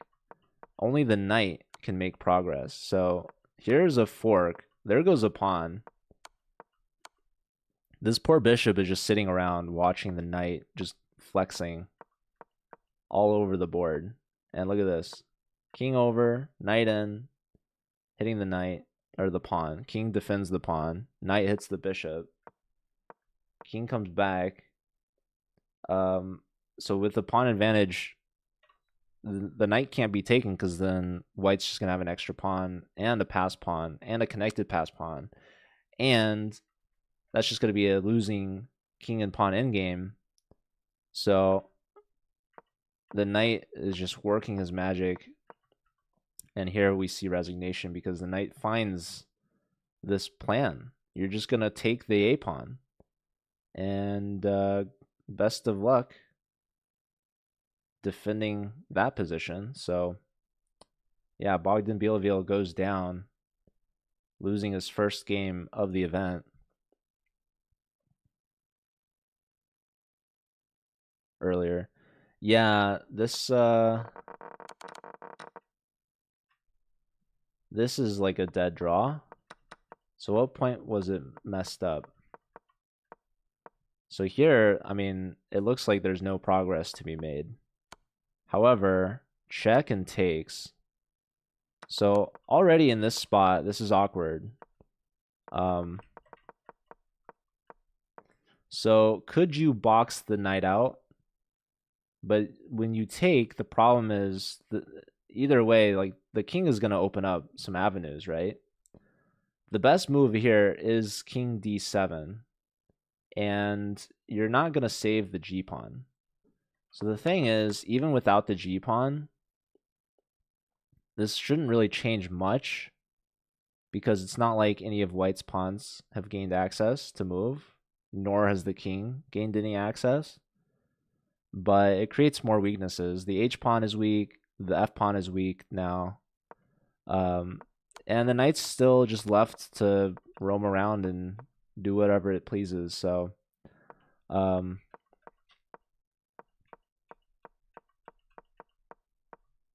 it's this move that's a blunder. Knight e5 now. Because the c-pawn is hit. So the king has to save it. But then by saving it here, there's no saving the a-pawn is the problem.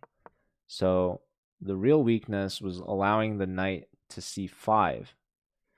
So what was needed was the bishop to be guarding c5, I think. So the moment the king stepped here, there was no longer any defense for these two pawns because the knight was getting in to d3 to c5. So this is the last moment here. The move needed here was bishop f6. Some waiting move, or bishop h6 even. Or it even liked king d7. You allow the check, but then when the knight comes back here, you're not worried about the c-pawn as much. So here, now the king can't get to d7, or after this, there's no defense for knight c5. How's it going over here? What's up, Iron Wolf? We're watching the U.S. College Rapid Championship. How did candidates go? I saw, was it Sindarov beat Esipenko? Okay, so the next round should be starting very soon.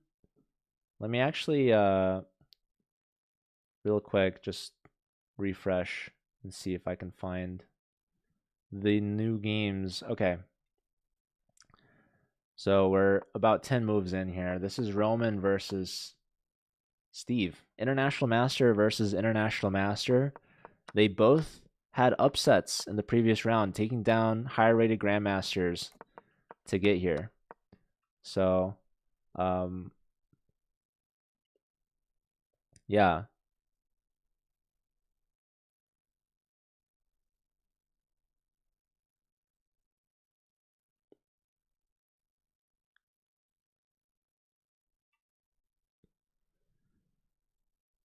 It'd be nice to see the points next to their names.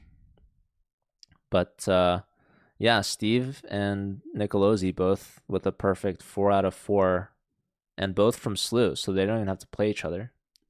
So instead, they're playing people with 3.5 points. So here, Nicolosi with 4 points with the black pieces, playing against Aditya Samant from UT Dallas, who has 3.5 points, coming off of a draw. Kleinbottle, thank you for appreciating Gerbs. Good to see you. Hello.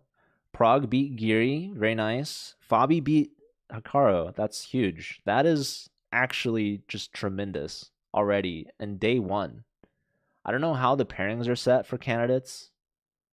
Like, who determines the seeding? Is it by rating or is it by something else? Because Hikaru versus Fabi, those are kind of the top two favorites, right? So that pairing early is kind of, I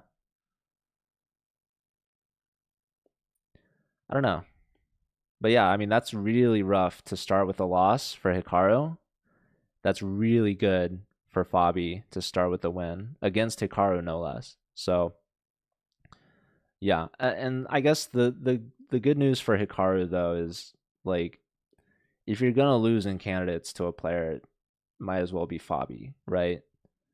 Um, so yeah, and Prague beating Geary. I don't know if anyone has Geary as a favorite, but I know people are really rooting for Prague for sure. Brody, good to see you. I don't know if you heard, but I ran into none other than Brian just on the streets of St. Louis yesterday. And I told him I saw you, and he said that he didn't see you. So he told me he hasn't seen you in a while. And I told him we could change that.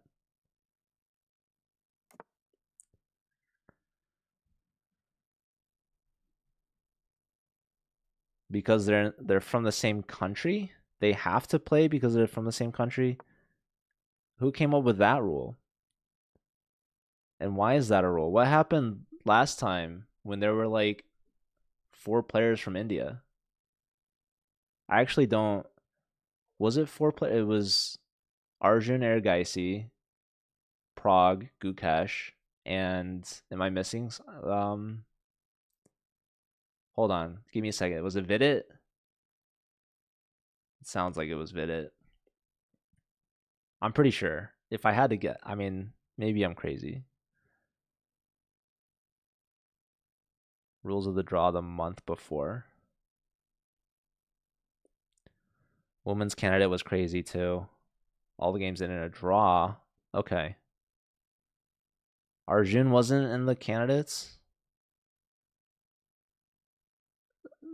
Oh wait, hold on. I'm missing Vidit, Gukesh, Prague.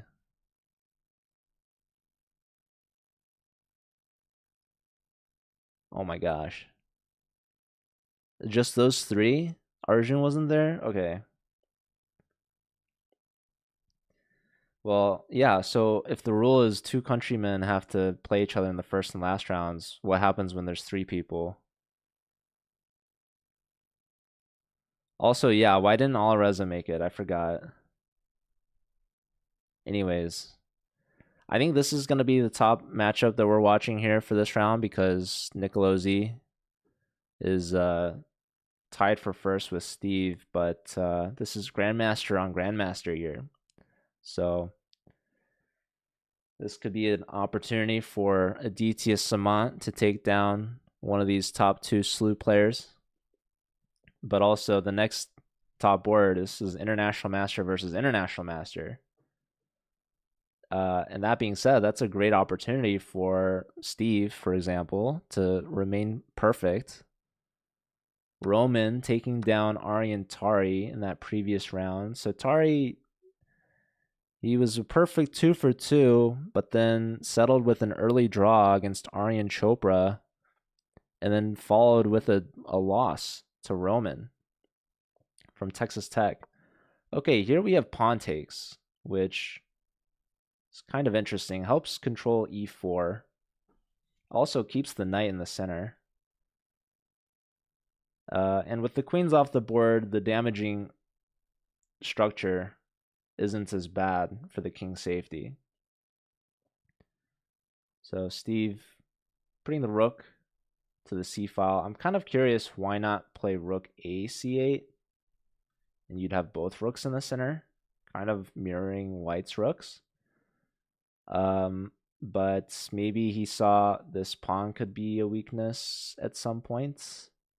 Maybe he didn't want to be on the d file. So kind of a curious move here. Computer does like rook a c8 though, I have to say. Rook dc8 is the second best move though, so it's still good. Just kind of peculiar. There's a famous quote: when deciding which rook to put on the file, first you must consider all of the pros and cons, weighing the differences, come to some educated decision, and then decide the opposite. And that's going to be the best move. So maybe that's what Steve did there. Steve was like, well, it makes sense to put both rooks in the center, so I'm going to put the opposite rook on c8. And honestly, that's not a bad strategy. Anyhow, it's always funny. It hits every time. Okay, so yeah, the imbalance in this position, I would say the rook activity, the knight placement, the pawn structure. Black's pawns maybe a little bit straighter, but maybe a more active king. This could help white. Steve definitely has the time advantage, but Roman has a very significant elo advantage, 2 extra elo on Steve. And I believe this is chess.com rapid rating, so we got to keep an eye on that. Anyways, all right, let's check back in on our top board here. Nicolosi, he's got about 2-minute advantage. Aditya Samant. So this is kind of an annoying bishop here. This rook is a little short on squares. And this queen also is a little cut off too. So pawn push, queen up, and rook here could be kind of annoying. So the queen comes up. Well, I guess you wouldn't do rook there immediately. I see now. The knight has been hit, but the bishop is tucking back. So it just feels a little awkward, I would say, for the white pieces. Mainly this rook is kind of pinned as well. This queen now has the 5th rank to work with. You could swing all the way over and redirect your attention to the king side. And that's exactly what Aditya has decided to do here. We're threatening some really gnarly stuff. Knight g5 could be a potential idea. Obviously, something like h6 would put the stop to that. This bishop also might have some ideas as well. And perhaps we could even see the rook lift swinging on over. We could see perhaps these pieces clear out of the way. But also we could see maybe the other rook getting involved. I like this knight moving. Perhaps getting the bishop on the long diagonal is also a good idea. So I like white. But Nicolosi, he definitely has some opportunity to cause some trouble himself. This a4 move, this was an idea back when the queen was still on b3. This would have hit with a tempo. So we saw the queen getting out of that. But now this pawn push still frees up space for the rook to come play. All right, we had a huge blunder here on board 3. Also, we have a result. Aryan Chopra drew Ekin Oznir. So what's going on in this board here? We've got Amilal, international master from Mizzou, playing against Bharat, grandmaster from SLU. So in-state rivalry going on here. This queen gets hit back.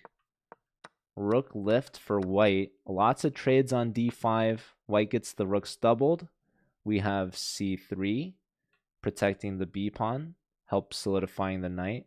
And now bishop in to c4. This is getting the double question mark blunder. And why is that? Because now the rooks can open up. We have knight into c6, hitting the queen and unleashing the powerful rooks. So this is winning an exchange. And yeah, what's going on here? Pawn push, knight takes, we take a rook, and we take a knight. And we have resignation here. Queen check, scooping up that c-pawn along the way, not even allowing it to defend. So really catastrophic blunder there from the Mizzou player. Ami Lal, international master, going down to Slew's grandmaster. I think Slew's running away with it, guys. I think Slew's doing really well. Nicolosi, he lifts his rook, combating the rook a5 lift. And when we see a rook, one of these halfway moves, not engaging with the capture, but just planting itself on c5. And another benefit of the a4 pawn push is it's clamping down on the b pawn, which is going to be forever a target now that it's backwards. And Samant, low on time now, dipping below 3 minutes here to 5.5 minutes for Nicolosi. And I was just saying things are looking good for Slew, but Roman actually simplifying against Steve. So we were talking about some of the few imbalances in this position, the pawn structure. We see this knight getting into c2. And this is taking advantage of the fact that the dark square bishop is better for Steve. Taking advantage of the pen, this bishop on b2 is hanging. That being said, we see this trade. Rooks are traded, and this is where it starts going downhill for Steve. He tries to trade rooks, but now does so in favor of white. The e pawn is hanging. Pawn takes, so now white's doubled pawn gets traded off, and now that active king, as I had mentioned, is playing a huge role. So maybe Steve should have left both rooks in the center, leaving a rook on the d file. Instead, bringing the rook over to trade. And now this e pawn is really weak for black. An isolated pawn here, and these pawns are a little bit more centralized and a little bit more pushed. So definitely a huge space advantage for white, just dominating the center of the board with the king. King is a very active piece in the endgame. It's basically like being up a piece, and we see more space is being grabbed by white. And that's the advantage when you have these extra pawn pushes in the center. You're just controlling more of the board, and you're boxing out black's pieces. The knight is retreating, and it's still boxed out. So this is up to Roman to convert, but he's got to figure out a path forward, and it's not so simple. He pushes h4. He's been given a miss here, but still has the advantage. I was thinking if we could try to go after the a pawn. So also there's this idea, maybe e5. So what did the computer think was so good here? Yes, it liked e5. I was thinking maybe there's b4 and we're going after this a pawn, but the knight is covering here, which I forgot. If the knight comes back, then we could see a5. That's also why I was thinking of playing b4 first, just preventing the pawn from pushing. But maybe we could have done the knight back. Also, knight here, we're threatening a check, which could also be annoying. But e5 was the move. e5 was the move. Maybe white was concerned that the king would enter the space. But okay, h4 makes a lot of sense. You're just clamping down even further on the position.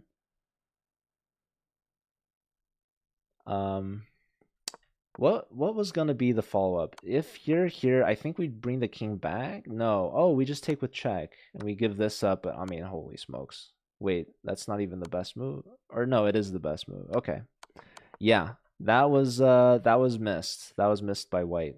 So maybe Steve has some chances still to draw. Here's the current position.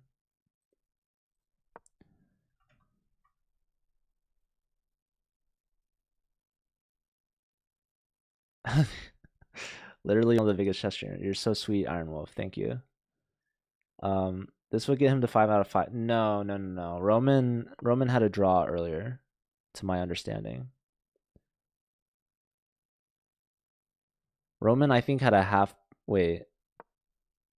I don't know. I think he had a forfeit win in the first round, actually. But he drew against Gustav Chatterjee in round 3.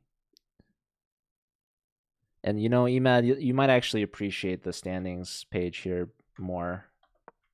I'll have the Google Doc there for you. Okay. So A5 is definitely the move here. Knight C7 is also a possibility, but your knight's going to be stuck babysitting because then white will play B4. But you could play A5 now. Knight C6, and then there's knight C7. I don't know, actually. I don't know if I could explain that, but thank you, Emad. Appreciate that. Yeah, knight endgames. If you ever have a knight, you shouldn't resign. That's something that Eric Rosen likes to preach, and he's proven it. Also, Roman under a minute. Steve's got 5 minutes, so you know Steve has time to try to find the best defense, and there's a little bit of hope chess, hoping your opponent doesn't just blow you out of the park. Because this is a good position for white, because these pawns are weak and this knight is hungry like a hippo.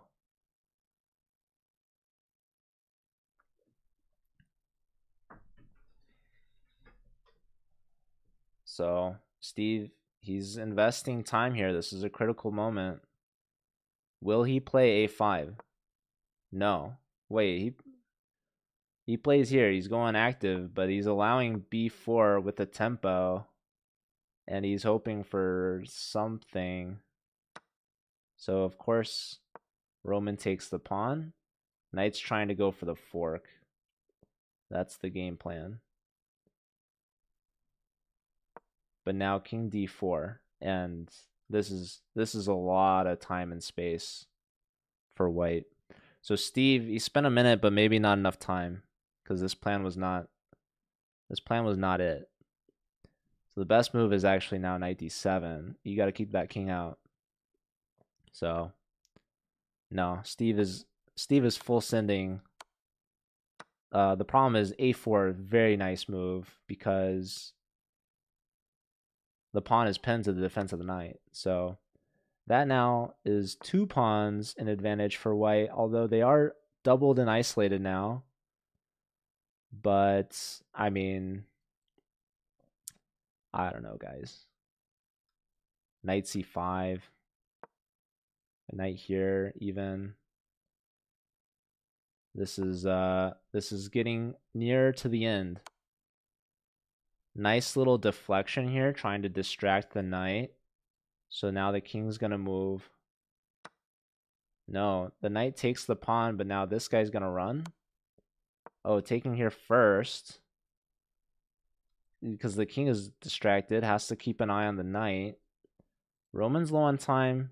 Steve has some tricks up his sleeve. Knight coming back, knight retreating, but the pawn is pushing. Uh-oh. There was king takes pawn. Wait, but it's still good for white. What's going on here, folks? Oh, the pawn is running. Hold up. There's knight e3 check. Whoa. Hold on. Hold your horses here. Roman, time pressure amounting. King is coming back. This is going to be a draw. The doubled pawns are not going to be able to do it. Oh, no. Steve holds on, but hold on. It's not over yet. Still plenty of room to blunder, because there's going to be knight to c6. So king comes back. Knight's threatening the promotion, but the king is going to get to d7. Oh. King says, go ahead and promote. I'm going to take your last pawn. and this king's gonna grab this one. So this ends at a draw. So Steve defends. Roman misses the win in time pressure. What was the win? If we can go back, pawn takes, knight here, knight back, and here there's a handful of moves. There's the move knight f4. Now that might just be the fancy pants way to do it. Because if takes, we have knight takes here. Oh my lord. Get rid of that guy. Now the king is there to dislodge the knight. That apparently is a way to win. That's one way to win. If takes here, we just play g6 and, you know, best of luck saving all of that with just your knight. So knight f4 was one idea. There's this move knight f6 that works, attacking the knight. And if takes, of course, we just take and say goodnight. And if we go here, then we just take this. Takes, and now I'm assuming we could just bring the king in. So some knight move here was really good. What else does it like? Anything else? Knight e3 check? No, it hates that. G6 apparently is a move. No, it doesn't like that as much either. Computer's thinking a bit. It really likes knight f6 and knight f4. Knight to the f file. Just attack the pawn, attack the knight, and that all is good. It's even saying b6, but now king takes, b7. There's knight e3. I don't know. I guess our knight's going to be able to catch their pawn, and our king still enters. So, yeah, Roman really messed this up, to say the least. Oh, wow. Okay, so yeah, king e3 was just... It's tough. Yeah. The knight moves faster than the king. Okay, let's check in with Aditya. So this... Wow, we had a brilliancy move here, an exchange sacrifice. So Aditya Samant blunders with f3. Has to give up a queen. Rook sack. Can't even take back. Gives the queen back. I mean, this is ridiculous. This is a ridiculous game. But black is completely winning. Lots of pawns. And the knight. So knight's pretty good, but hold on. Hold your horses. Literally. Because these pawns are storming. Hold on. Samant is messing up. This game, I need more time to analyze. But it's currently going on. So, okay. And then white just trapped the rook. Wait. What the heck is happening? So white was like making great strides. And then what happened? Rook takes here is a huge mistake. Because now look at that c-pawn. Oh my lord. Oh my goodness, the pawn. The check. The sack. And you're still not stopping the queen. Oh, and there's a... I would say don't resign here just yet. Just play rook d3 and see if they pre-moved the fork. But probably... Yeah, I would say resign after they take the rook, at least. You never know if there's a mouse slip or something. But they resigned here, maybe a little bit more noble than I. But this game, we need a more in-depth recap here. This was crazy. This is a huge result for Nicolosi. He is now standing alone at the top, undefeated. Perfect, flawless so far. So I was saying this might be a little awkward for the white queen and the white rook. a4 we liked to play rook a5. Rook d5 blocking, getting the bishop to d3, threatening some nasty stuff on h7. So we see g6 attacking the queen, potentially creating some dark square weaknesses. Rook steps back, trying to double on the h file, but the rook gets there first. flushing the queen out. Nicolosi declines the queen trade and now is bullying the queen with the g-pawn. King to the corner, and now f5 from Nicolosi. He's full sending. Rook comes back, and here's the blunder. So here, the move needed was f4, just combating the pawns. Instead, we see knight f3, which leads to f4, attacking the queen.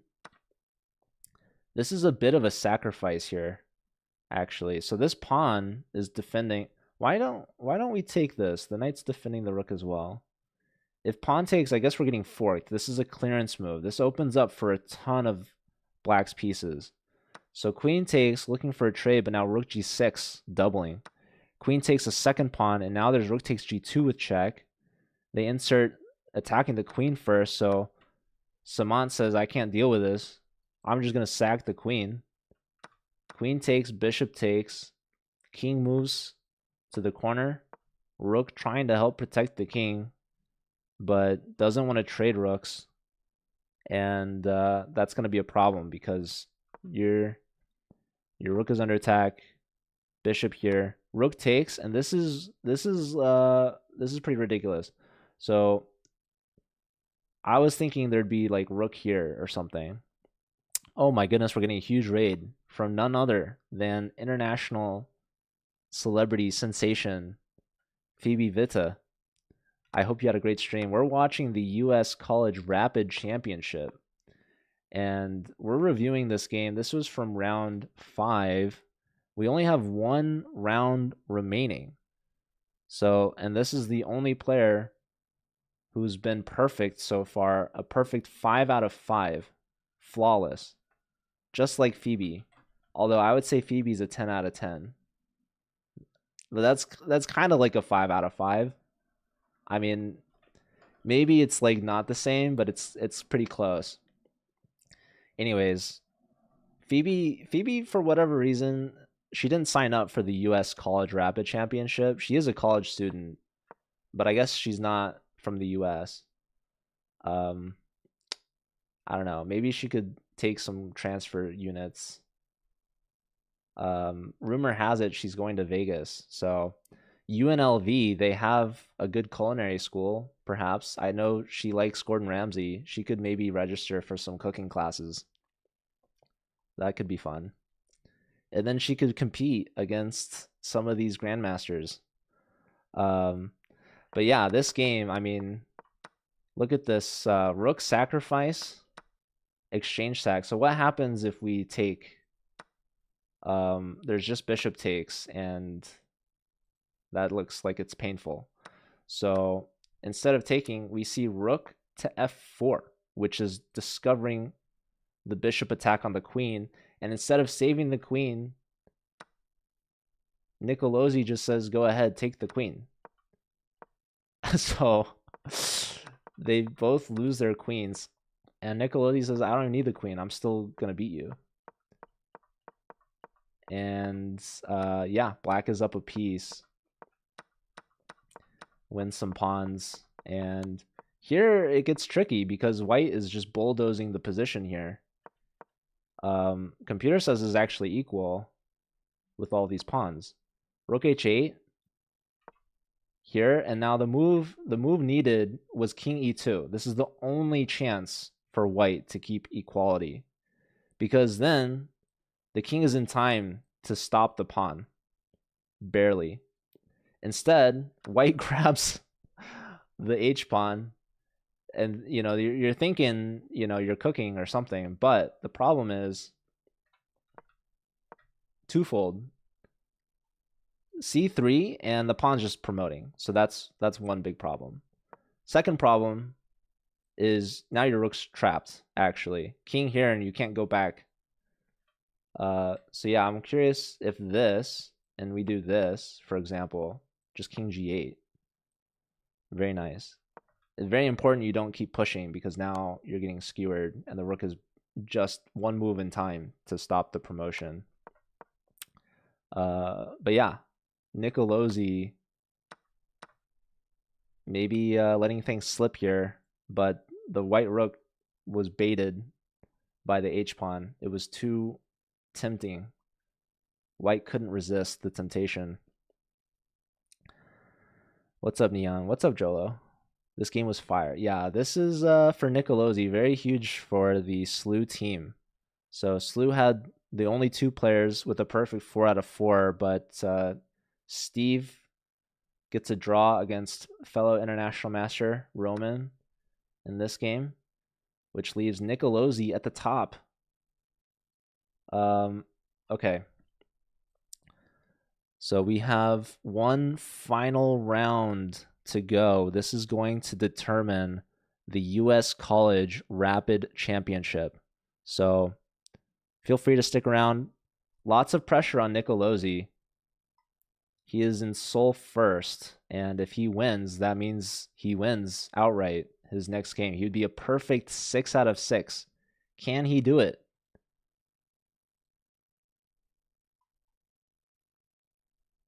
I guess we'll find out.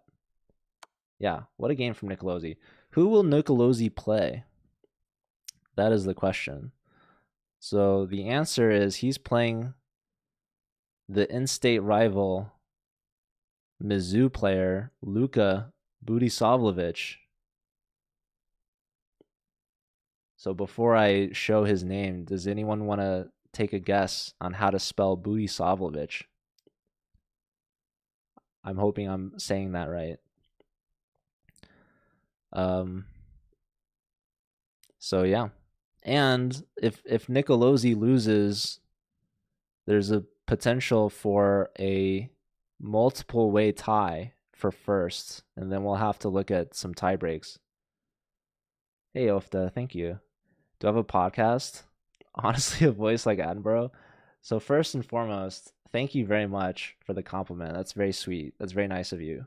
But also, I think you guys are just gassing me up. I don't actually think it makes sense to compare me with David Attenborough, because that is just one of the most accomplished narrators of our generation, really of multiple generations. That guy, I mean, how long has he been narrating? So yeah, really honored to be even put in the same sentence, but I don't think it's anywhere close. And looks like Brad Pitt. You guys, what are we doing? Whoa, Grobberino. I think you hit the nail on the head there. That guy knows ball, as they say. You're way off, Iron Wolf. Well, really, I was way off with my pronunciation. The Attenborough of chess. I would say that would have to go to Dave. That would have to go to Yasser Seirawan. You know Serbian. Okay. That's close enough, right? Let me double check when this is starting. I might have to refresh. I've had to do this, I think, for a few rounds now. Or you know what? Maybe I just don't ruin the scene and I just wait. Or you guys want to check out this crazy transition? Hold on. I have just a full camera for me. Check this out. Boom. Voila. Was that cool? That was pretty crazy, right? No, I'm having too much fun here. No, I really appreciate the raid. I appreciate you guys sticking around.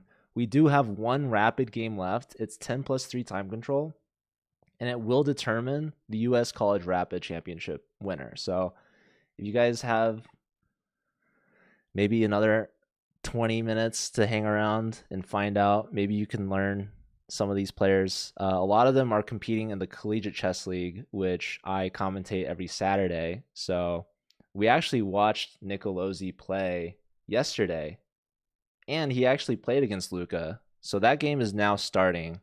So are you guys ready for this? We're going to transition back with the same graphics. Boom. Look at that. And we've got the top boards, the flawless Nicolosi with 5 out of 5 playing up against his in-state rival from Mizzou, Luka, Budisavljevic. Maybe Grabarino can rate my pronunciation. So a Serbian player against a Georgian player, I believe.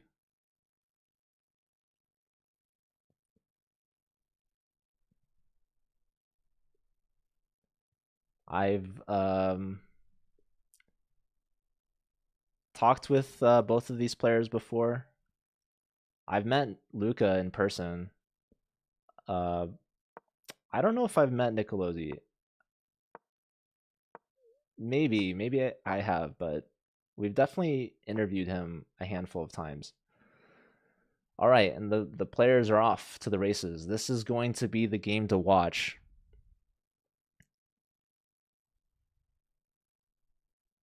Good enough for you. Okay.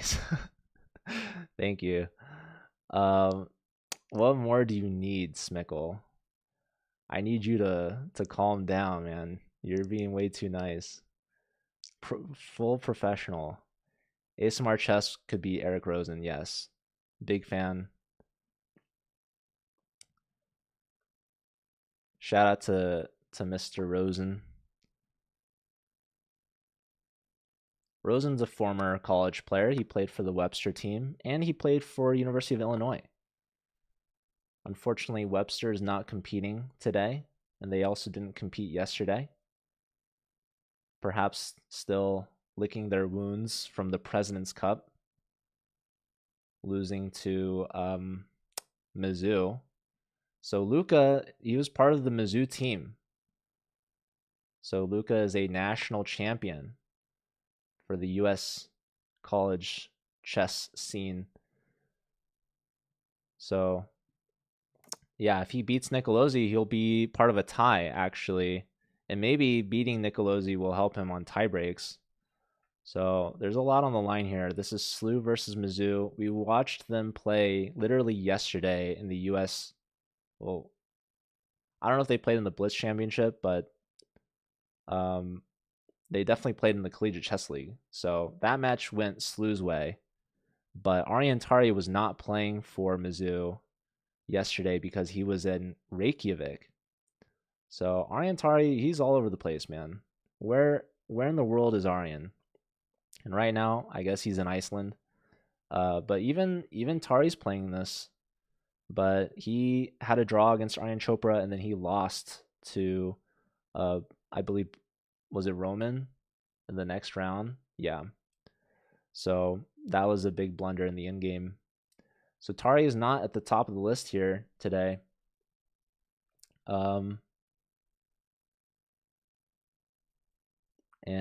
Yeah, honestly,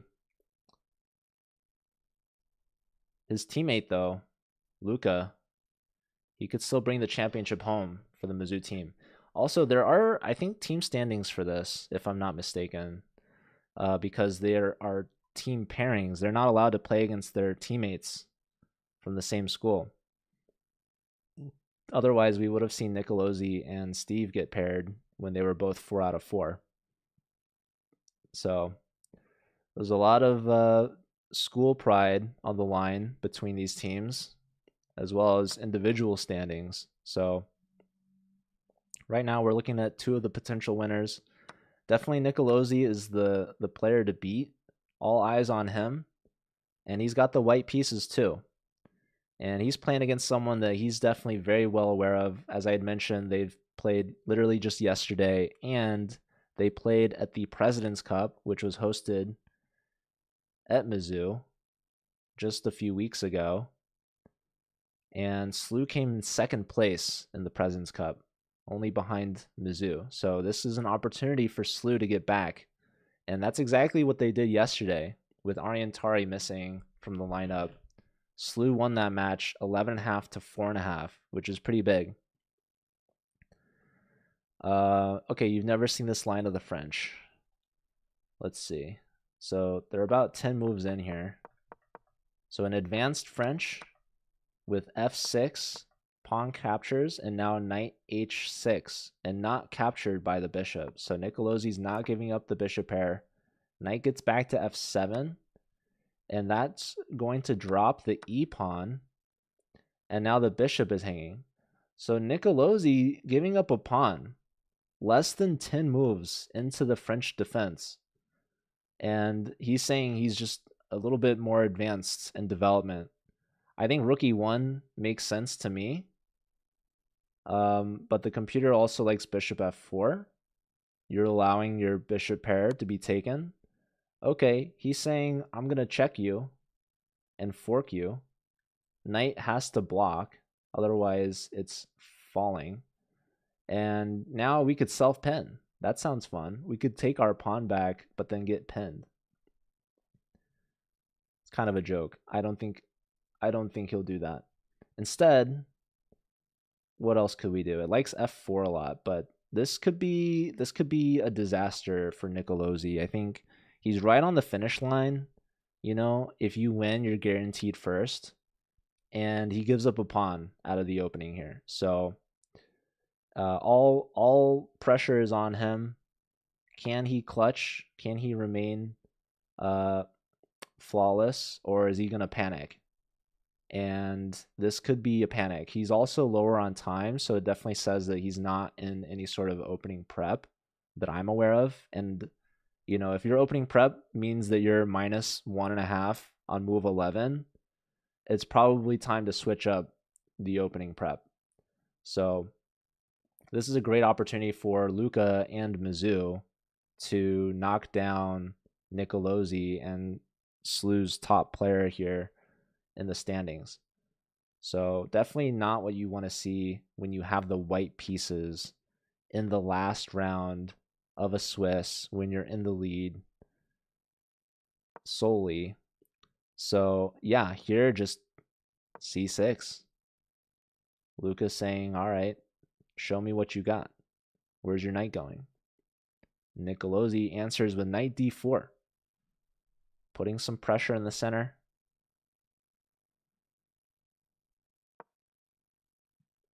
Queen comes out. Yeah, we were talking about taking this pawn. This knight defends the rook. This is pretty important because otherwise bishop to g6 might be an annoying tactic, taking advantage of the pin. But that knight is there to defend. So queen now stepping out. And that's some pressure on the knight. So yeah, just up a clean pawn for black. I mean, slightly behind in development, but I think black should be able to catch up without any major problems. So yeah, Nicolosi, he's definitely well versed in preparation. I mean, he mentioned on our interview yesterday, actually after the match, that he definitely spent some serious time preparing against Mizzou specifically. So yeah, this is gonna have to come down maybe to a time scramble blunder for Nicolosi to get back into it. He's always had some chances. He's definitely played some moves that weren't the most accurate. We watched him sort of blunder against Isak with a knight sacrifice, but it ended up working out because Isak just blundered his queen. That was yesterday. But this is a new day. And right now, Luca's looking really good. They call him Good Luck Luca. That's what I don't know if anyone's ever said that. I've said that. So let's see. Luca fending off the attack, pushing the queen away, creating some space for the bishop, looking to castle. Pawn here attacks the knight. Rook e1 pins that pawn. And now the knight's not pinned anymore. And yeah, queen's also defending the rook now, so there's really no... And queen defends this too. Anywho, this is going to be tough for Nicolosi. This is definitely a tough decision. Tough opening choice, really. So something went wrong out of this French defense. Maybe Luca had some prep of his own prepared for Nicolosi. And we have a queen trade offered. This, I think, is probably good for black to simplify. Maybe even get a fork. Although, I mean, the king is still on the e-file, but Okay, just bishop to e7. This does two things. First and foremost, defends the queen. But secondly, blocks the rook because now the pawn is attacking the knight on d4 legitimately. I think a question that I thought of immediately is why not fianchetto the bishop? Because you just pushed g6, right? It still defends the queen. But here, we're offering additional defense along the e file. You know what's funny, though? You're not really threatening to take the knight, because if you take immediately, you're just losing the queen. Now your bishop's going to be pinned. Oh, I right-clicked the wrong thing. Okay, anywho, here we see the bishop coming back because now after queen takes, there's knight takes, and you don't want to get forked by the pawn. But Luca could still push the pawn because that creates connect 4 with the pawns. That's pretty cool. It's pretty valuable. Anyways, black finally castles, king no longer on the e-file, and Nicolozi's just down on time, and this knight's hanging. So what do? Do you move the knight and allow the queen to damage your pawn structure and further simplify? Or do you take the queen first and then save the knight? So that's clearly the better option. That's what Nicolozi went for. But with queens off the board, king castled, that extra pawn advantage for black is looking really good. Also up 2 minutes on the clock.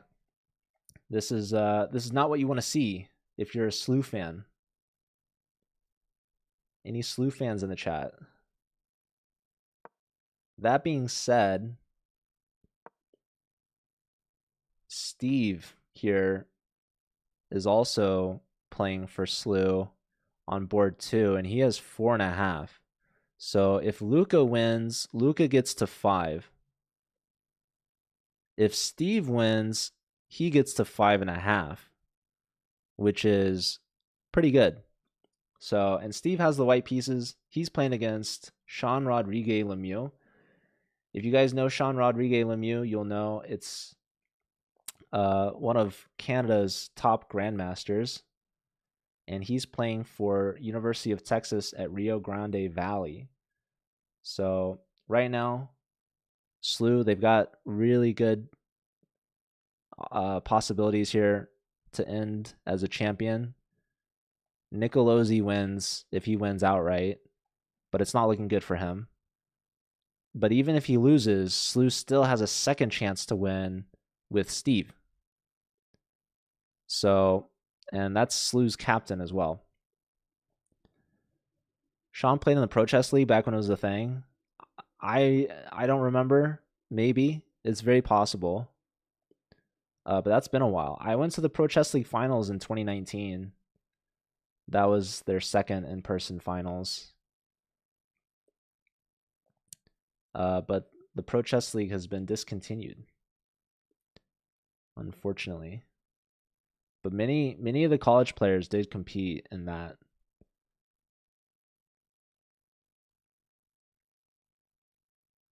So yeah, this is going to be a huge game. Right now, it's very close, but there were definitely better chances for white earlier. So let's see. We've got some doubled pawns. This is a connected pass pawn. Knights traded, that helps white's structure. White just completely opening up this king like a can of worms. Opens the G file. Queen's traded. Bishop check. Knight takes. And rook takes with check. King here. Rook's doubled. And f4. Big question mark move. c3. So this is kind of ridiculous here, actually. So, best is e takes. Yeah, I don't know. This is weird. Move here, it liked rook 1 to g4. All right. So here, and then, yeah, here, if take, I don't know. These players are being weird. These players are being weird. They're fighting their inner demons. So yeah, rook, I mean, why not bring this rook up? I don't know. Probably they just take anyways. So Steve might be making a little bit of a mess out of this. But here you can take, perhaps, and take. I don't know. I like white. The computer says it's equal. If not, slight advantage for black. But I think Steve has some good chances because this king seems weak to me. There's okay, rook is helping defend though, so that's important. This pawn though, yeah, like these pawns are not being grabbed, so this pawn is a survivor, and this could be a huge difference maker in the end.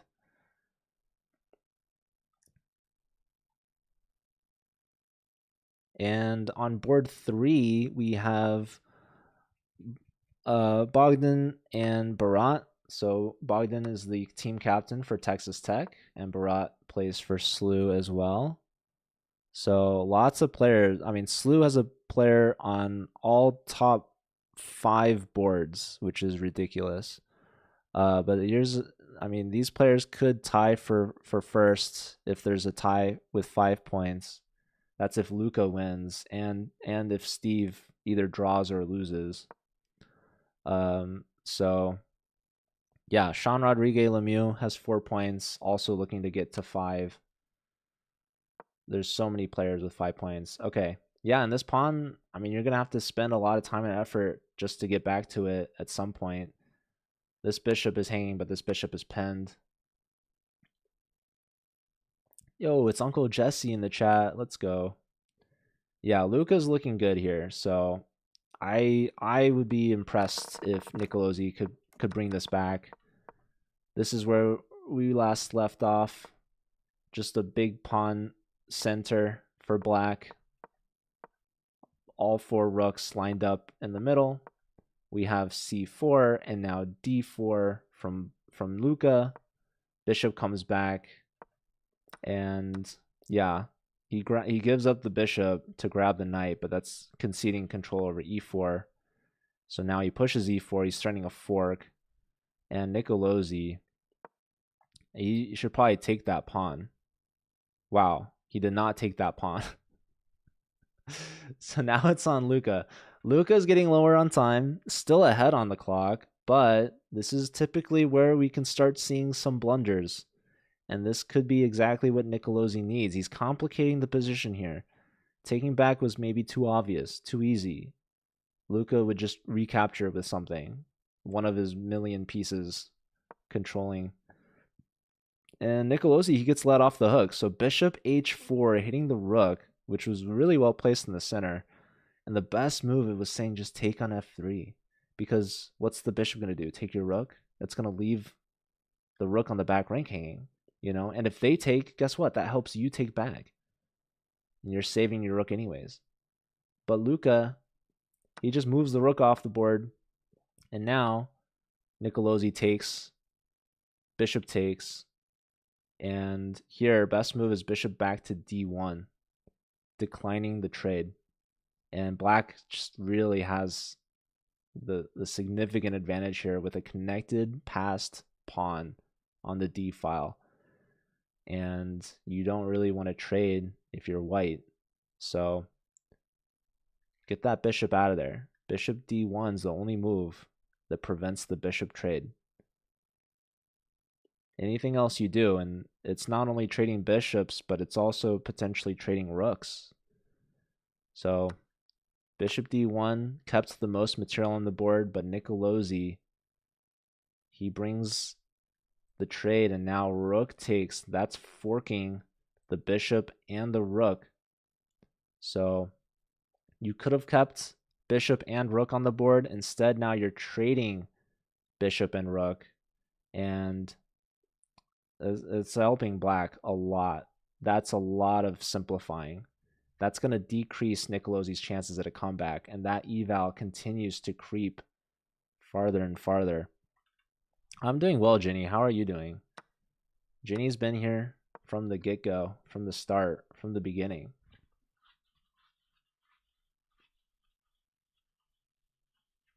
All right, here it's crazy. There's only one move, rook e8, and Luca finds it.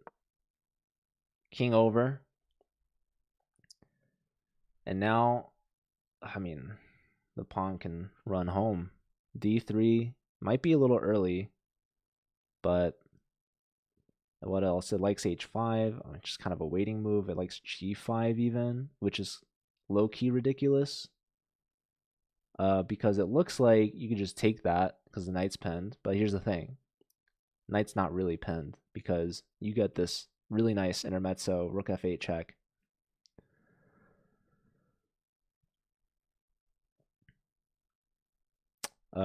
Yeah, d3 now on the board, and Nicolosi is on the brink of losing his first game of the tournament, a heartbreaker to get so close and yet be so far.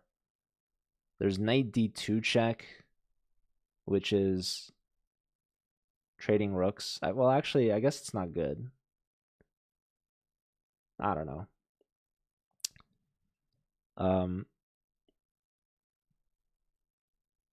Yeah, I mean, also d2 is a move. Certainly a move. Because it defends from the knight. I guess what I'm trying to figure out here, knight d2, if king e2, I think the move is knight to c3, because your rook is, wait, what am I talking about? Knight check, king takes pawn. I'm trying to throw this advantage away. Computer does like d2 though. I don't understand. What's the move after Oh, wait, hold on. Wait, no. There's got to be something here. But what is it? Is it g5 again? Okay, well, g5 to start. So, yeah, minute and a half for Luca, but only 30 seconds for Nicolosi. And g5 is the question. So, yeah, if you take, you're just getting checked and say goodbye to your bishop. And if you go, I don't know, here, there's just this, right? So I think you're just losing your bishop. If you go here, yeah, he just takes the pawn. Nicolosi said, I can't find anything. I've had enough. Take the bishop. So the good news is Nicolosi, he gets his pawn back. The bad news is it cost him a bishop, so he's down a piece. And he's 5 seconds. There is increment, but man, that's not going to be a lot of time. So yeah, rook just defends the pawn. This pawn's undefendable, and Nicolosi's had enough. He resigns, and now there's going to be a tie at 5 points. Oh my goodness. Tianqi draws by agreement. So Sean only ends up with 4.5 points. That's not going to be enough for first. There's going to be a very large multi-way tie with 5 points. So Steve could not find the win against Sean, but that's going to be enough to put Steve at 5 points. So now the question is, who's going to join the 5-point leaders? Victor Gajic is one of them, also from SLU. He gets a nasty windmill tactic here against Roman. So gives up the rook, but gets the pawn discovery check, leading with queen and knight combo here. So this is going to be at least worth the queen. So yeah, after this, if king here, well, guess what? That's not going to help you either. Knight takes h7 check is going to be brutal. So yeah, king in the corner here, and the best move is to give up the queen. Otherwise, you're going to get hit anyways. So you're losing an extra pawn on top of that. So we see Roman resigns. That's good for SLU. SLU has 3 players with 5 points, and maybe even more to join. Here we've got Barat versus Baran, Bilaville. This is another player from SLU that could be potentially tied with 5, but that's if Black can convert. Black is up a bishop, versus 2 pawns. And Bogdan Bilovil, very low on time, 14 seconds. He finds a move. So what's going on here? H3 is falling with check. So now it's 2 pawns remaining for white. Somehow the computer is saying this is equal because it likes the pawns, I guess. This pawn is going to attack this pawn. So the king steps out. Rook is bothering the bishop. Now the bishop's pinned. Isn't black winning this? I mean, you're up a piece. I'm not entirely sure why the computer says it's so equal. I imagine black is going to make progress.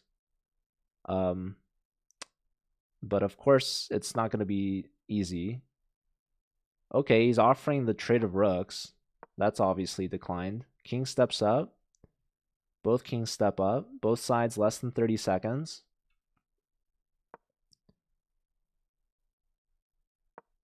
Rook guarding the 6th rank, allowing the bishop to step up. I guess the problem is if you ever trade your pawn, even if you win the other pawn, it's going to be rook and bishop versus rook, which is a draw with perfect play. That being said, the number of times I've seen that blundered is high.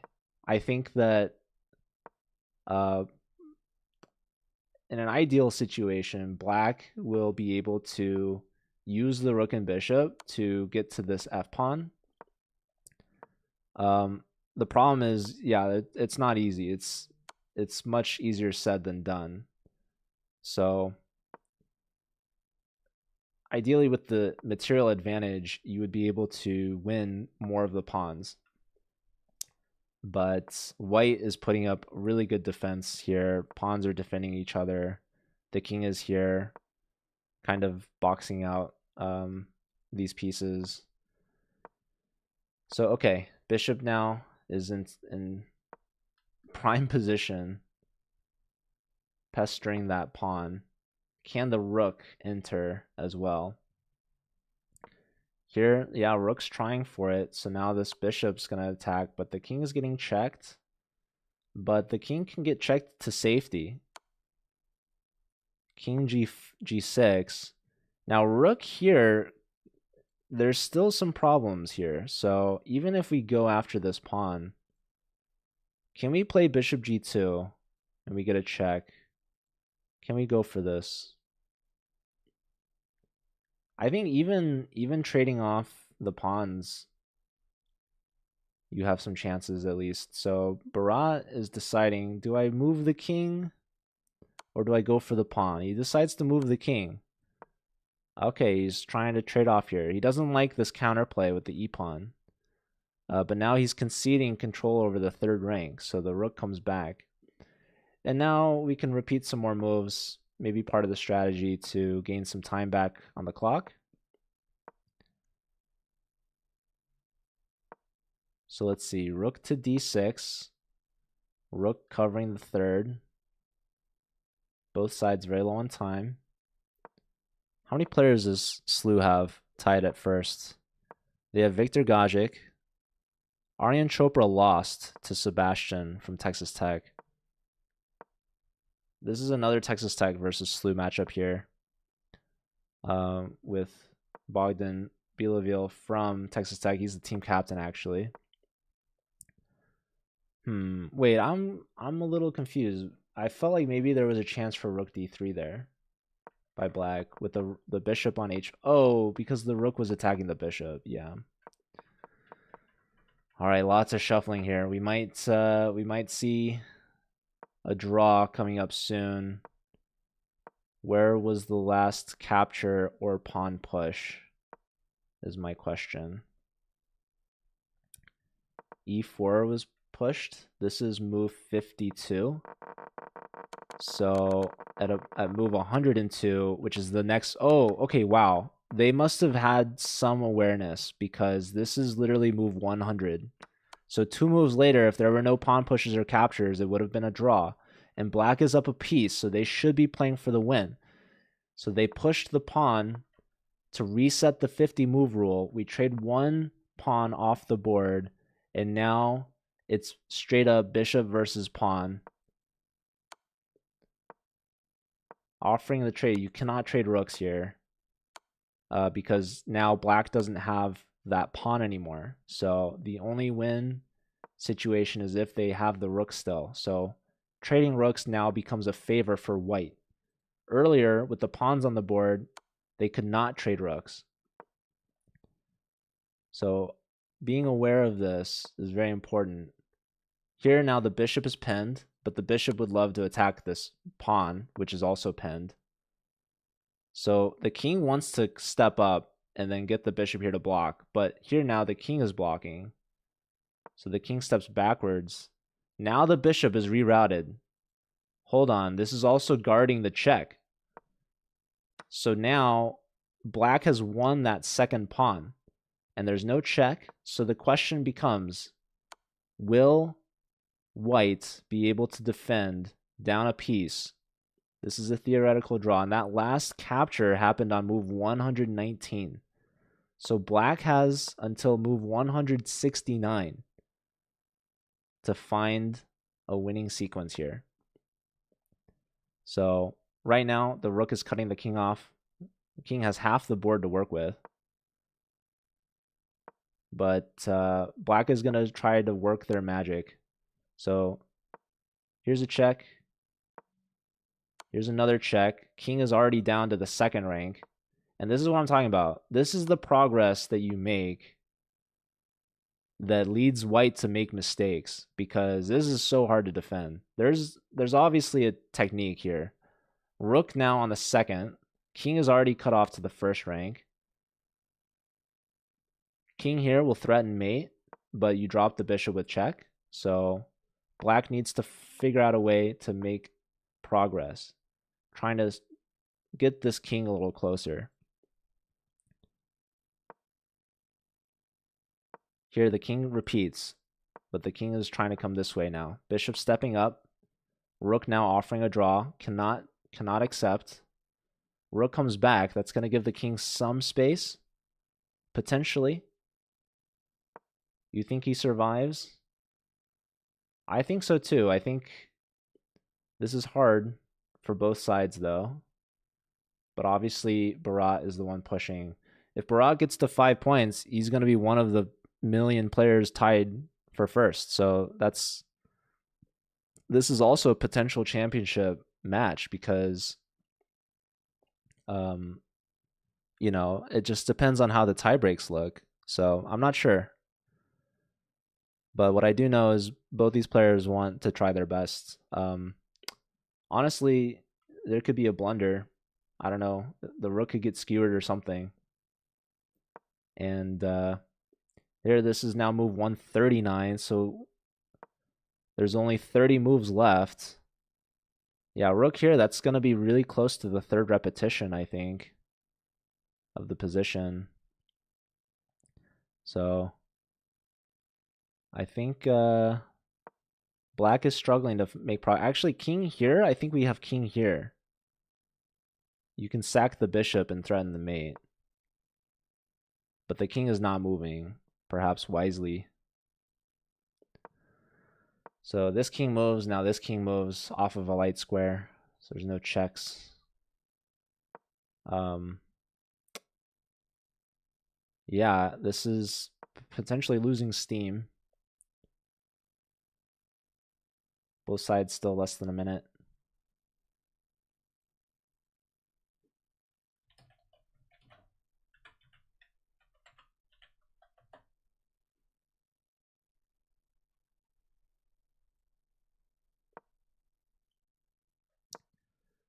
Yeah, whenever this bishop opens up, that rook comes back down. So I think white looks like they found a good system to defend here. Move 145. So 25 moves, I think, or 24 moves left for a draw. King stepping up now. Check. King is let off the hook. King to b4, I'm assuming. No. All right, let's see. Can we work our way to the a file now? We're switching our angle of attack.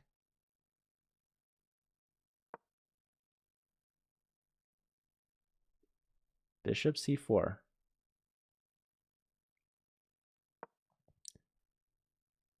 Rook stepping over. Bishop here, and there's a check. There's another check. Now there's a block. King steps here. We can go here, but now it's basically the same position.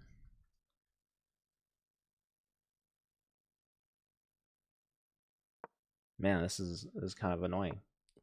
Yeah, rook over. So the king has to move, and then the rook's going to come back to b4 this time, offer that trade whenever this bishop moves.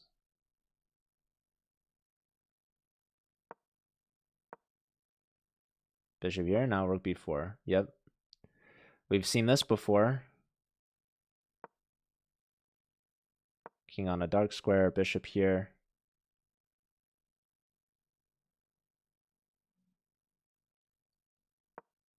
Move 163, so if black doesn't find mate in 6 moves, it's going to be a 50 move rule. So I think at this point, white's pretty good. Unless you see a capture, which would be kind of crazy, but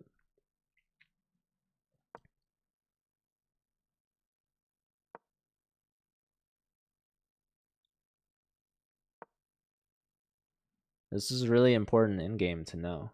If you don't know this, you're going to lose this. So both these players will draw in the next move, and neither of them will be tied for first. So Bharat won a piece against Bogdan, but Bogdan takes him down with him. He said, if I ain't getting first, neither of us are. So that will lead us with a 4-way tie for first. Oh my goodness. You guys won't believe who's ahead on tie breaks. Wait, are these standings updated? I think they are. Oh my goodness. So there's 3 players from SLU with 5 points, and with Luca's win against Nicolosi, he's the only non-SLU player tied for first. This game right here was huge because from the 4-way tie for first, the first tiebreaker is also tied between Luca and Steve, who drew Sean Rodriguez Lemieux. So you got to look at the next tiebreaker, and in that situation, there's one player with a half-point lead, and that is Luca over Steve. So currently, it's Luca ahead on tiebreaks, which is crazy. And honestly, it's kind of fitting because Luca beat Nicolosi, and Nicolosi's one of the 4 players tied with 5, and Luca beat Nicolosi, so that makes sense. And Steve drew. He had a chance to win outright as well with the win, but yeah, I think that concludes the U.S. College Rapid Championship. That could be a huge win for Luca from Mizzou. So congratulations, Luca, playing a French defense and just holding on to an extra pawn and being able to push it through and convert. Very well played when it mattered most. Nicolosi had his chance, but unable to hold. Even a draw for him would have clinched first, because Steve did not win. So, yeah, unfortunate end for Nicolosi being perfect, and then just the very last game not able to convert. But Mizzou winning the U.S. College Rapid Championship, and Luca being on the U.S. College National Championship team for Mizzou. So big wins for Mizzou. But of course, the Collegiate Chess League playoffs will be starting next weekend, so there's still some championships on the line. I really appreciate you all being here and watching. We're going to find someone to raid, so if you guys want to hang out, stick around. Let's find someone together. And yeah, we'll be back next weekend. Really appreciate you all. Who am I gonna raid? Let's raid the US Chess Channel because they are still commentating. There's the K through 12 championship. So from one US championship to the next, I'll send you all off there.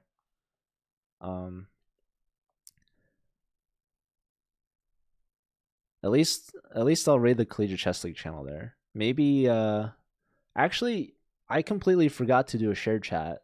Who's been watching from the CCL Twitch? I've been entirely neglecting you guys this whole time. Let this be a lesson to you. Just kidding. What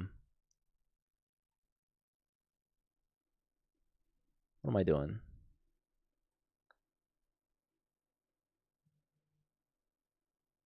Anyhow. All right, ladies and gentlemen, thanks again. And I will see you all next weekend for the start of the Collegiate Chess League playoffs. All right. Take care. Have a great rest of your Sunday. And I'll see you all next time. Bye. Oh, the transition's a little laggy.